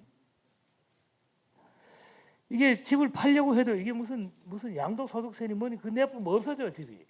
못 팔고 있는 거예요. 그러니까 그걸 팔아야 시골에 와서 그거 가지고 뭐 다른 집 좀 줄여가지고 뭐도 하고 이럴 건데 근데 그런저런 얘기들은 좀 더 단호하게 정부에도 좀 건의도 하고 이래야 되겠다 그런 생각도 좀 이렇게 하고 있습니다. 여러 가지 애로사항이 많겠죠. 특히 귀농하는 젊은 사람들은 뭐 이것저것 땅을 사면은 땅 사는 거, 집을 지으면 집 짓는 돈 이런 걸 주는데 그럼 귀촌하는 사람들은 뭐냐? 우리도 고향에 가서 살고 싶다. 귀촌하는 사람은 뭐냐? 이제 이런 부분 귀촌하는 사람들에 대한 지원 이런 건 굉장히 약합니다. 내일이 20일이죠. 전국에 그 고향을 떠난 그 사람들이 향후회 조직을 하고 있는데요. 안동병원의 이사장 하시는 분이 강보영 씨라고 이분들 몇 분들이 중심이 돼가지고 귀향 촉진법, 귀향을 촉진하는 지원법. 그러니까 고향을 떠났던 사람이 고향으로 돌아오려고 할 때에 여러 가지 겪는 애로사항 이런 것들을 해소하는 법에 대해서 내일 국회에서 토론회를 이렇게 하고 뭐 이런다 합니다. 뭐 그게 뭐 첫술에 배부를 턱은 없지만은 고향을 떠나서 객지에서 외롭게 살고 있는 분들 이런 분들이 큰 부담이 없이 고향으로 돌아가서 살 수가 있다면은 저는 뭐 그것도 전체로 우리 국민들이 우리 국토를 좀 넓게 써가지고 여유 있게 그죠? 그럼 도시에서 폭닥폭닥 사실 도시라는 건 전국 토의 17% 정도밖에 안 될 거예요. 17, 18%. 그 대부분 땅은 농촌인데 그걸 다 내비두고 전부 다 거기 가서 말이 서울으로 거기 가서 복닥복닥하고 치고받고 싸우고 뭐 온갖 이런 스트레스를 다 받고 살다. 그러지 말고 좀 넓게 우리 국토를 주름살 쭉 펴가지고 여기저기 또 뭐 가서 살면서 좀 그렇게 하면은 훨씬 이게 사람들 마음도 품성도 좋아지고 너그러워지고 말이죠. 행복하게 살 수 있지 않을까. 저는 그런 생각을 많이 이렇게 해봅니다. 자, 그래서 그동안의 성과 뭐 여러 가지 이 귀농 귀촌자가 많이 늘어났죠. 아까 50만 정도 늘어났다 했죠. 이 숫자는 가구인데 이 숫자가 요 빠졌습니다. 여기. 그 다음에 여러 가지 경험, 전문성을 가진 귀농 귀촌인들이 지역의 지도자가 되고 6차 산업을 창업하고 농촌 공동체의 활성화 이장이 되고 이렇게 해서 지역을 좀 더 뭐 이렇게 활발하게 만들어놓는 이런 것도 있었다. 법도 만들고 여러 가지 이 지원센터도 만들고 이런 식으로 뭐 아직 완전하지는 않지만 이렇게 노력을 해왔다. 이렇게 하고 있다. 이렇게 말씀드릴 수 있고요. 그런데도 불구하고 이렇게 보면은 이게 숫자는 좀 늘어났는데 젊고 유능한 뭐 젊은 사람들이 들어오는 거라든지 온 사람들이 좀 더 소득을 좀 올리고 이런 부분은 좀 약하다. 그리고 이게 전부 다 정부가 지 생각으로 하는 정책이지 들어오려는 사람들이 정말로 겪는 어려움, 수요자 입장에서의 어려움을 해결하는 데는 좀 부족하다. 그리고 귀농 귀촌 개인의 중점을 정책으로 이 주민들하고 지역하고 관계 속에서 지역에서 당당하게 지역에서 그래 고맙다. 같이 살자. 이런 귀농 귀촌자가 돼야 되는데 지금 뭐 객진 놈이 와가지고 말이지 이런 식이 되면은 서로가 그 원하는 게 아니다 말이에요. 그렇죠? 불행한 거죠. 그리고 너무 귀농 중심 이야기만 하는데 귀촌인들도 굉장히 중요하다. 인구를 늘리려면은 안 그래도 농사를 지금 농사가 과잉이 되고 난리인데 자꾸 농사 짓는 사람은 더 할 게 아니라 농사를 짓지 않더라도 시골에 가서 재밌게 살 수 있는 아니면 농사 외에 다른 이런 일자리 같은 이런 것들이 좀 만들어졌으면 좋겠다. 그리고 중앙과 지방 뭐 귀농 귀촌 저것도 붙들고 뭐 먹고 사는 사람들이 참 많습니다. 공무원대로 많은데 저 사람들이 일하는 방식을 좀 이렇게 확 바꿔가지고 서로 연계하고 좀 효율적으로 제가 시골에 또 가있는 아까 저 왜 그 누황사 얘기도 했잖아요. 저는 뭐 거기 어머니가 계시고 대대로 뭐 살았기 때문에 그러긴 한데도 시골에 가보면은 일종의 뭐 귀촌자 비슷한 거죠. 기양하게. 마늘을 요만큼 했는데 마늘 요만큼 했는데 비닐 뭐 몇 메다 하면 돼요. 한 뭐 5m 하면 떡을 쳐. 그런데 이걸 모르니까 가서 이제 마늘 비닐을 사러 가는데 말이에요. 왜 웃어요? 비닐가 이게 200m짜리를 사야 돼. 5m만 하면 되는데 뭐 사놓고 또 쓰면 되지만 그런 감이 없잖아요. 처음 가니까 답답하죠. 지나놓고 보면은 야 그럴 수가 있냐? 집에 쓰던 거 조금 한 동아리 갖다 써라 이러면 되는데 근데 거기에 이제 그 공무원들 관공서 뭐 기술센터는 직원들 오면 너 뭐 밥값을 해라 이렇게 하면서 하는 얘기가 객지에 사람들이 오면은 그 사람들이 우리가 소도 전부 다 새끼 나오면은 송아지 기표를 붙여가지고 관리를 합니다. 그죠? 소고기 먹을 때도 누가 키운 건지 어디에서 키운 건지 다 이렇게 관리를 하는데 하물며 이 시골이 뭐 사람이 없어 망한다는데 거기 온 귀한 사람을 말이지 이게 무슨 왔으면 왔고 가면 가고 뭐 이런 식으로 내비도 가면 안 된다. 내가 여기 와 있는데 너 어떤 놈이 하면 들떠봤나 말이지. 나를 쳐다보고 이래란 말이 아니라 내가 이 비닐로 한 동아리 그거 필요한데 몇백만 타짜리를 사놓고 이게 참 나를 비닐로 달라는 말이 아니다. 내가 처한 입장 객지에서 와서 정말 이게 낯설고 물선데 와서 어떻게 뭘 해야 될지도 모르고 말이지. 이게 정말 똥인지 된장인지 모르지. 이게 지금 봄에 언제 뭘 심어야 될지도 모르고 이런데 그럴 때 누가 좀 알면서 농협 직원은 뭐 한대요? 기술센터 직원은 뭐 와서 좀 이렇게 설명을 해주면은 그러고 또 뭐 인수만 한동안 나눠주고 이러면은 그것이 뭐예요? 그것이 객지 사람들이 와서 안착할 수 있는 그죠? 그런 방법이 될 건데 그 일하는 방법을 좀 바꿨으면 좋겠다 등등 뭐 이런 그 아쉬움 같은 것들이 있는 거죠. 근데 앞으로도 어떻게 될 거냐? 앞으로 어떻게 될 것 같습니까? 우리나라 경제가 앞으로도 계속 좀 어려울 것 같습니다. 우리가 지난번에 IMF 때나 뭐 이렇게 글로벌 뭐 금융위기 이런 것들 볼 때마다 그럴 때 경제가 어려울 때마다 귀농귀촌자가 많이 늘어납니다. 도시에서 실직자들. 그래서 거기다가 우리가 이제 베이비 부머라고 말이죠. 전쟁 이후에 많이 태어난 아기들. 이 사람들이 이제 전부 다 은퇴할 나이가 됐다. 은퇴할 나이. 1950년부터 뭐 55년, 60년 이때 세대들이 다 지금 은퇴해가지고 전부 다 그 도시에서 그냥 왔다 갔다 하고 이러고 있는데 이 사람들이 기회가 되면은 여건이 되면은 어딘가 좀 여유 있는 삶을 추구할 거 아니에요, 그죠? 당연한 거죠. 그래서 이런저런 생각을 해보면은 그리고 또 한쪽으로는 요새 나는 자연인이다 이런 프로 있잖아요. 좋아하시죠? 우리 장모님들 왜 그래 좋아하시는지 연세가 80 훨씬 넘었는데도 그거 하고 싶다 이게 나는 자연인이다 이거. 근데 이 전원생활, 생태 가치 이런 것들을 추구하는 새로운 삶의 형태가 있습니다. 돈 많이 필요 없다. 나는 내대로 편하게 하면 살고 싶다. 이런 분들이 나타난다면 젊은 사람들도 거기다가 스마트팜, 6차 산업, 스마트팜 아시죠? 이게 네덜란드에서 나온 건데요. 온실 같은 데에다가 전에는 거기 온실에 가서 온실에다가 온도, 습도 뭐 이런 거 맞추고 또 햇빛이 어떠냐에 따라서 가서 온실을 개폐하고 뭐 이렇게 했는데 지금은 모든 것을 자동으로 그 작물에 가장 최적한 온도, 습도, 영양, 뭐 일조량 이런 걸 다 맞춰 가지고 지대로 관리가 되는 거다. 영양분도 지대로 스마트팜 이렇게 가장 효과적인. 이런 식으로 농사도 점점 바뀌어진다. 농사도 바뀌어지고 그리고 농업이 단순하게 생산만이 아니라 가공하고 뭐 유통, 관광 이런 거 연결되고 말이죠. 이래서 이런 부분에 대해서 젊은 사람들이 좀 우리도 한번 저 농촌에 가서 괜히 객지에 가서 막 이렇게 골머리 썩이는 농촌에 가서 내가 한번 살아보겠다. 예. 고마워요. 안개.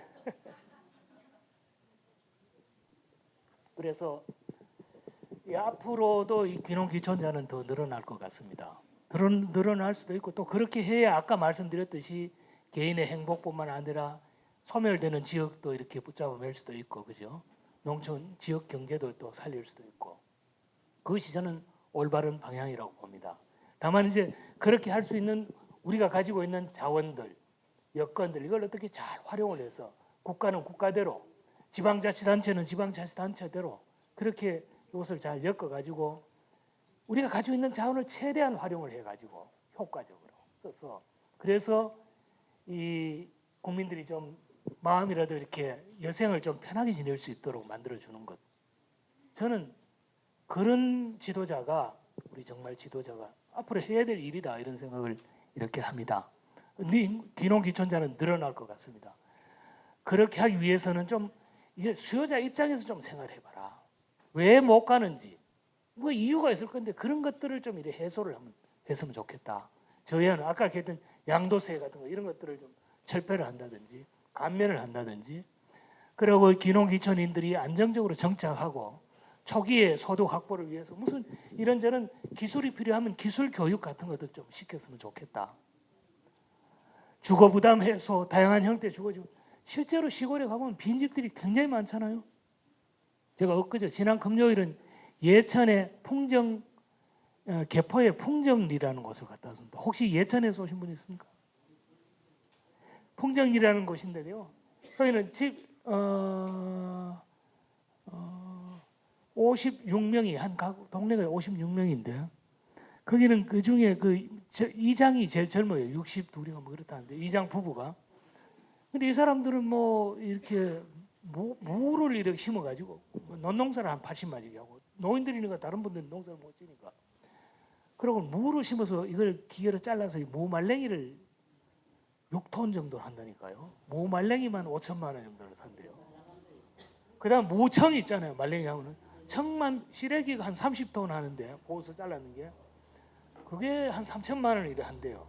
그러고 논 80마지 하면은 5천만 원, 한 1억 5천 한다는데 재밌는 게 그분들은 이 짬짬이 마을에 라디오 방송을 하는 거예요. 그러니까 할매들 뭐 와서 수다를 떠는 거예요. 방송을 해요. 뭐 시집 첫날 밤에 뭐 문구녕을 뚫어놓고 뭐 이런 얘기를 저는 그 얘기를 이렇게 가서 듣고 그래. 꼭 무슨 좋은 집에 살아서 행복이 아니라 이웃들과 즐겁게 사는 것. 할매들이 뭐 아주 신이 났어요.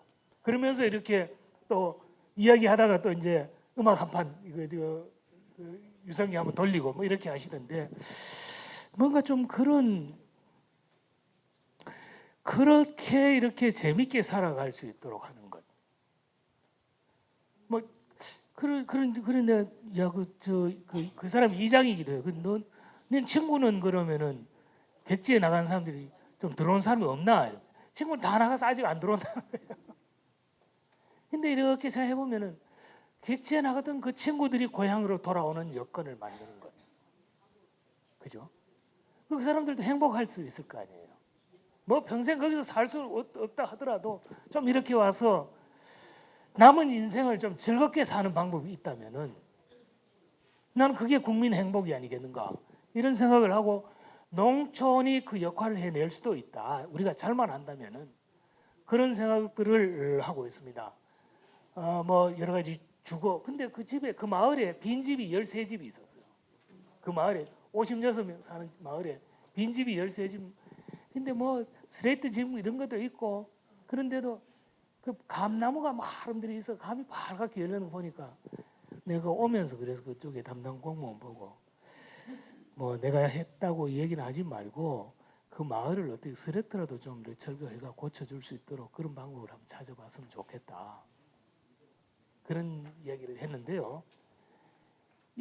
그런 빈집을 다 이렇게 넣어야 돼. 그걸 조금만 수리해가지고 그거 와서 살 수 있도록 해준다면 얼마나 좋겠습니까? 그죠? 뭐 그 평생 사람이 아니라 남은 1년 살아보고 또 재미있으면 또 그것도 계속 살 수 있는 거고 말이죠. 그런 주거 문제 같은 것들도 그렇고 여러 가지 뭐 사실은 지역에 인력이 필요합니다. 인력이 필요해요. 일 사람이 없어요. 외국인 근로자 아니고는 뭐 절대로 일을 할 수 없어요. 요즘 하루 뭐 아주머니들도 한 8만 원씩 아니고는 고추도 딸 수도 없고 막 마늘도 심을 수도 없고 아무것도 할 수가 없어요. 외국인 근로자 아니면. 그런데 도시에는 또 일자리가 없어서 난리잖아요. 그죠? 근데 이게 단순하게 뭐 외국 근로자처럼 막 이렇게 하는 게 아니라 거기 가서 즐기면서 자연스럽게 그 일도 이렇게 하고 또 뭐 생활에 좀 보탬이 되도록 이렇게 하면은 서로 좀 이렇게 존중을 하는 가운데서도 부족한 부분을 채우는 그런 게 있다면 얼마나 좋을까 이런 생각들을 해봅니다. 6차 산업은 말씀드렸고요. 창업자금 그리고 주민들과 화합, 용화 등등등등 뭐 이렇게 앞으로 해야 될 일이 많이 있죠. 해야 될 일이 많이 있는데 지금은 제가 국가가 할 일, 지방자치단체가 할 일 이렇게 이야기를 했지만 사실은 지역에 있는 주민들이 할 일도 많이 있다.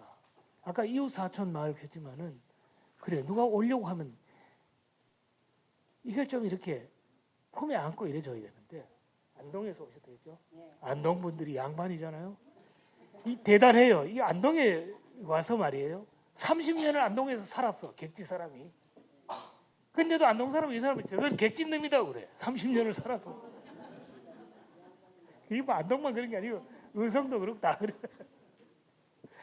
이게 객지에서 왔으면은 그래 뭐 오늘부터 니는 우리가 사촌이다 이래야 되는데 30년 그 동네에서 죽기 살기 사는데도 저건 객진 놈이다. 돌아서면. 우리가 지역 개발할 때 3T라는 말, T가 3개 있는 거예요. 3T. 첫 번째 이게 T가 톨러런스라고, 영어를 써서 미안합니다만 톨러런스는 이게 참는다, 관용, 용서한다. 백지에서 이제 이동필 40년 돌아다니다가 왔는데 저기 보니까 뭐 금방져 이렇게 생각하면 안 된다. 정말 뭘 몰라서 그런데 우리가 이해하자, 용서하는 것, 이해하고 용서하는 것, 받아들이는 것. 첫 번째 얘기가 그겁니다. 지역이란 이해하고 용서하고 받아들이는 것. 두 번째는 뭐냐? 그렇게 되는 곳에 talented people. 두 번째 T는 탤런트, 재주. 왜 우리가 닭이 여러 마리면 봉도 한 마리 있잖아요. 그래.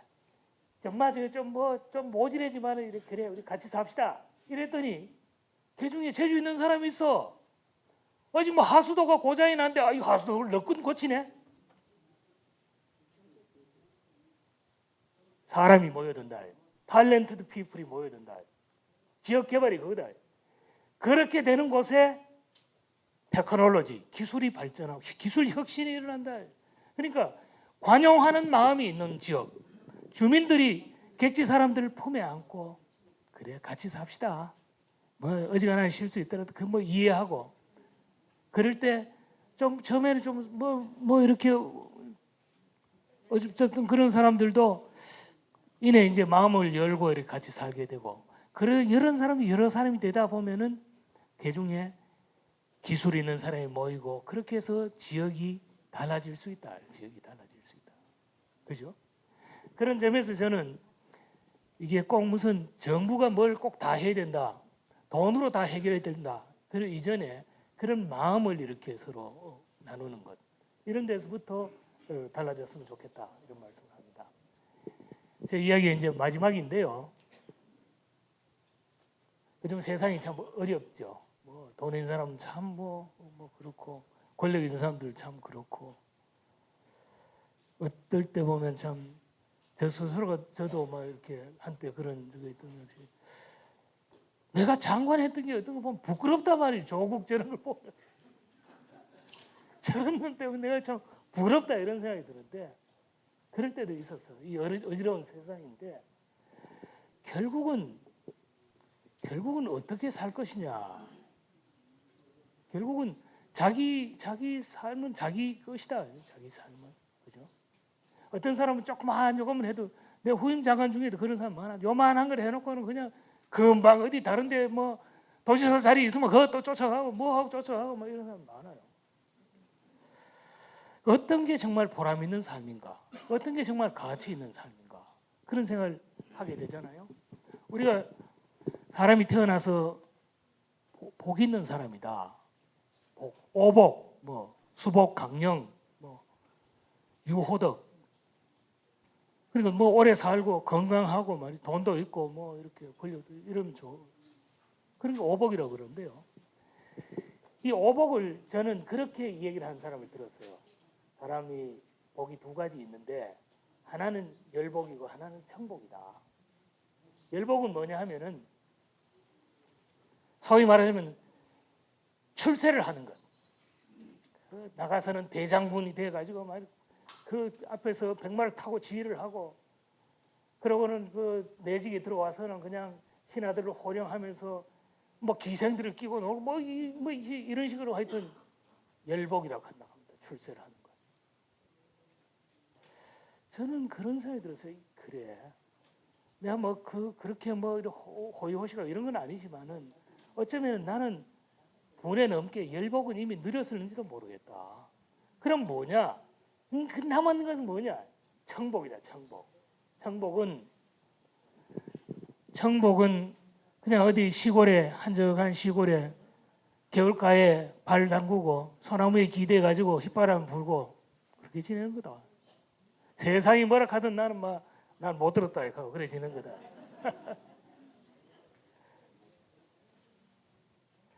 어제 제가 거기 문경에 갔다 왔다 그랬잖아요. 문경에 그 홍철 박사는 저보다 10살쯤 많은 분인데요.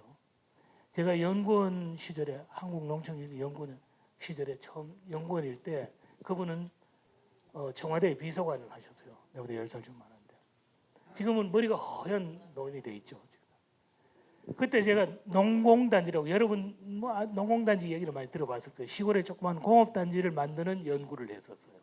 그래서 청와대 홍철 비서관한테 가서 우리가 농촌에다가 공업단지를 만들어서 도시에 있는 공장을 농촌의 한 곳에 모아가지고 일자리를 만들면 농촌이 살 수 있습니다.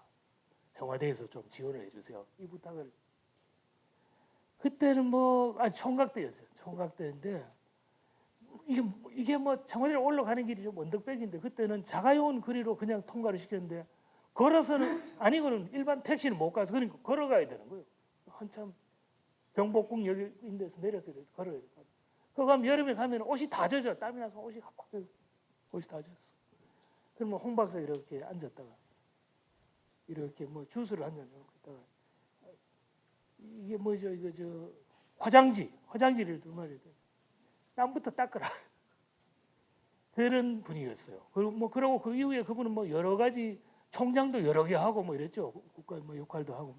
그러셔서 제가 뭐 장관을 했지만 그런 분을 이제 인생의 선배처럼 이렇게 모시는데 어제 이제 저 이렇게 뭐 이런저런 일신상의 이유로 이제 뭐 이렇게 말하자면 상담을 하러 이렇게 점심을 이제 하나 이렇게 둘이 이렇게 뭐 8,000원에 7,000원 하는 돈가스를 한 시켜놓고 먹으면서 그분 얘기가 정치하는 사람은 사람이 종자가 다른 사람이다. 너는 그쪽으로 가지 말아라.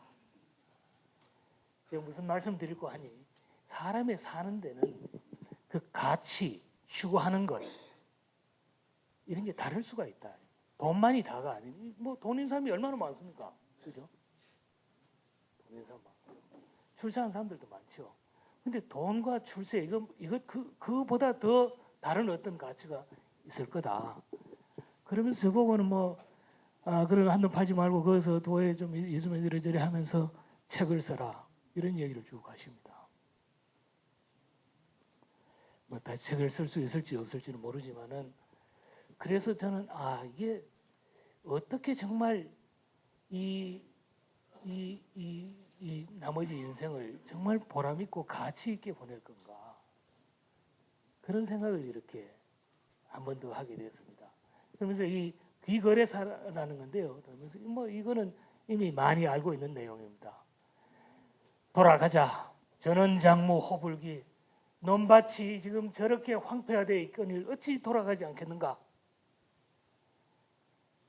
기자이심, 이 형력. 이제까지는 내 마음이, 이 심이 위 형력. 몸에 심부름. 그러니까 마음은 뭐 이렇게 이쪽으로 하고 싶은데 자꾸 몸이 저쪽에 시키니까 형편이 그러니까 저쪽 따라가는 식으로 살아왔는데 마음이 없이 이래 살아왔는데 해추 창이 독비 어찌 지금 와서 그렇게 왔다고 신세 타령만 하고 이렇게 슬퍼하고 있겠는가? 이미 지난 일은 돌이킬 수 없음을 알았으니 이제부터는 앞으로라도 잘하면 되지 않겠는가? 앞으로도 잘하면 되지 않겠는가? 이제까지 실로 막 길이 어긋났다고는 하지만은 멀어진 것은 그렇게 많이 벗어난 건 아니니까 지금부터라도 지난 거는 막 이렇게 다 잊어버리고 지금부터라도 시골에 가서 내답게 한번 살리라 이렇게 이 도연명이라는 사람이 읊었다고 합니다. 이게 그 유명한 귀거래사라는 얘기입니다. 내용 옛날 이야기니까 그런 적은 있습니다만은 누가 뭐 하고 싶어서 하기 싫어서 못 하겠습니까? 아마 하고 싶어도 양평이 안 되고 이러니까 그런데요. 그래서 이게 뭐야? 이게 이거구나. 그래서 저는 어쩌다 보니까 귀농귀촌 자꾸 얘기를 하는데 귀농귀촌을 한 사람들한테 당신들은 얼마나 준비를 했느냐? 100세 같으면은 60세 살아갈 날이 30년 넘는데 그걸 어떻게 준비했느냐? 그래 물어봤더니 한 1년 내지 3년은 준비했다는 사람이 많았어요. 1년, 3년. 그럼 1년 미만 했다는 사람도 있고 사실 저는 뭐 몇 달도 생각 안 해봤어. 몇 달 생각 안 하고 그냥 뭐 어머니가 계신데 나는 간다. 일을 마쳤으니까 집으로 간다. 이 생각뿐이었는데 막상 아버니가 그리 간단한 게 아니잖아요. 뭐 진작 알았으면 이것저것 좀 이렇게 준비를 해놓고 왔으면 훨씬 쉬웠을 건데 뭐 기술도 좀 배우고 말이죠. 요즘은 제가 하도 콩농사가 힘들어가지고 나무를 심어서 나무를 묘목을 심었는데요. 그게 다 흔히 하는 거잖아. 근데 그러면 묘목을 그냥 풀이 얼마나 많은지 마누라고 죽기 살고 아침 저녁을 하도 그러니까. 그래가지고 거기다가 이제 돈이 들도록 하면 이제 부직포를 다 깔았어. 예? 아니 제초제를 쳐도 그게 많이 어디 제초제도 있잖아요. 치라는 대로 치면 안 돼 또. 그보다는 훨씬 더 많이 쳐야지. 아이고. 그러니까 그 교과서 아까 그 탁상 공론이. 그래가지고 거기 근데 이제 지난해 또 하도 뜨거워가지고 그게 절반은 죽어버렸어. 자, 그걸 또 비싸게 또 이렇게 심어가지고 했는데 오늘은 아침에 집사람이 나오는데 이거 우리 시간 나면은 그 묘목을 생산하는 접목을 하는 게 접목. 그러니까 왜 꺾고지 하는 건데 거기 하는데 가서 우리가 한 2, 3일 배우면 안 되겠나? 그거 좀 배우러 갑시다. 진작 알았으면 내가 그러면 와서 좀 가정교육을 해라 이래도 했을 건데 산림정보를 했으면 알겠습니다 이랬을 건데 지금 어디 가서 어떻게 배워야 될지는 모르지만은 그래요? 근데 그걸 묘목이 어떤 거는 꽤 비싸더라고. 근데 죽어버리고 이러니까 그걸 내가 자체 생산할 수 있는 방법이 있다면은 이 얘기는 저의 묘목 얘기가 아니라 어쩌면은 미리 준비를 하시면은 비용도 줄이고 시행착오 뭐 여러 가지 당황을 하지 않고도 이렇게 갈 수 있다. 이런 말씀 드리고요. 그 다음에 뒤에 거는 실제로 교육을 받은 사람들 이야기를 보니까 뭐 교육을 뭐 여러 군데서 많이 하죠. 교육을 받은 사람 보니까 귀농 교육을 받은 사람하고 받지 않은 사람들의 이 5년 후에 소득이 늘어나는 거 보니까 차이가 많이 나더라는 겁니다. 차이가 한 배 정도 나더라. 교육은 뭐 그게 돈을 받고 하는 건 아니니까 시간 되시면은 가서 교육도 받으시고 그렇게 하시고요. 그 다음에 결국 이제 여러분들 어떻게 하실 거냐 하는 건데 밑에 제가 여기 주소를 하나 써놨습니다. 이것은 경상북도의 귀농귀촌종합지원센터라는 곳인데요. 안동대학에 있습니다. 안동대학에 있고요. 전화번호도 있고요. 뭐 인터넷이나 이런데 핸드폰 이런데 SNS 쳐보면은 다 나오죠, 그죠? 나와서 그래서 저게 정답이 될 수는 없습니다. 정답이 될 수는 없지만은 그렇지. 제가 이 비슷한 이야기를 언제 초등학교 초중고등학교 교장 선생님도 퇴직이 내년이다 하면 1년을 앞두고는 이제 퇴직 전에 직업 교육 훈련, 직업 뭐 이런 걸 예비 저걸 해요. 가서 내 그분들한테는 그래요. 옛날에는 다 이렇게 선배들이 관두면은 시골 가서 서당 열고 그랬다.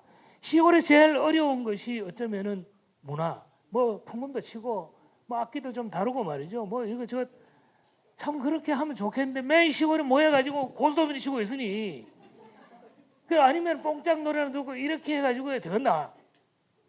선생님들이 교장 선생님들이 가셔서 마을에 가서 그런 것 좀 이렇게 그게 보람 아니겠는가? 그런 얘기를 합니다. 그러겠다고 합니다. 사는 게 저는 별게 아니다. 보람을 느끼고 즐겁게 사는 것. 그렇지 않겠습니까? 네. 오늘 긴 시간 이야기 듣느라고 수고 많으셨습니다. 제 얘기 마치겠습니다.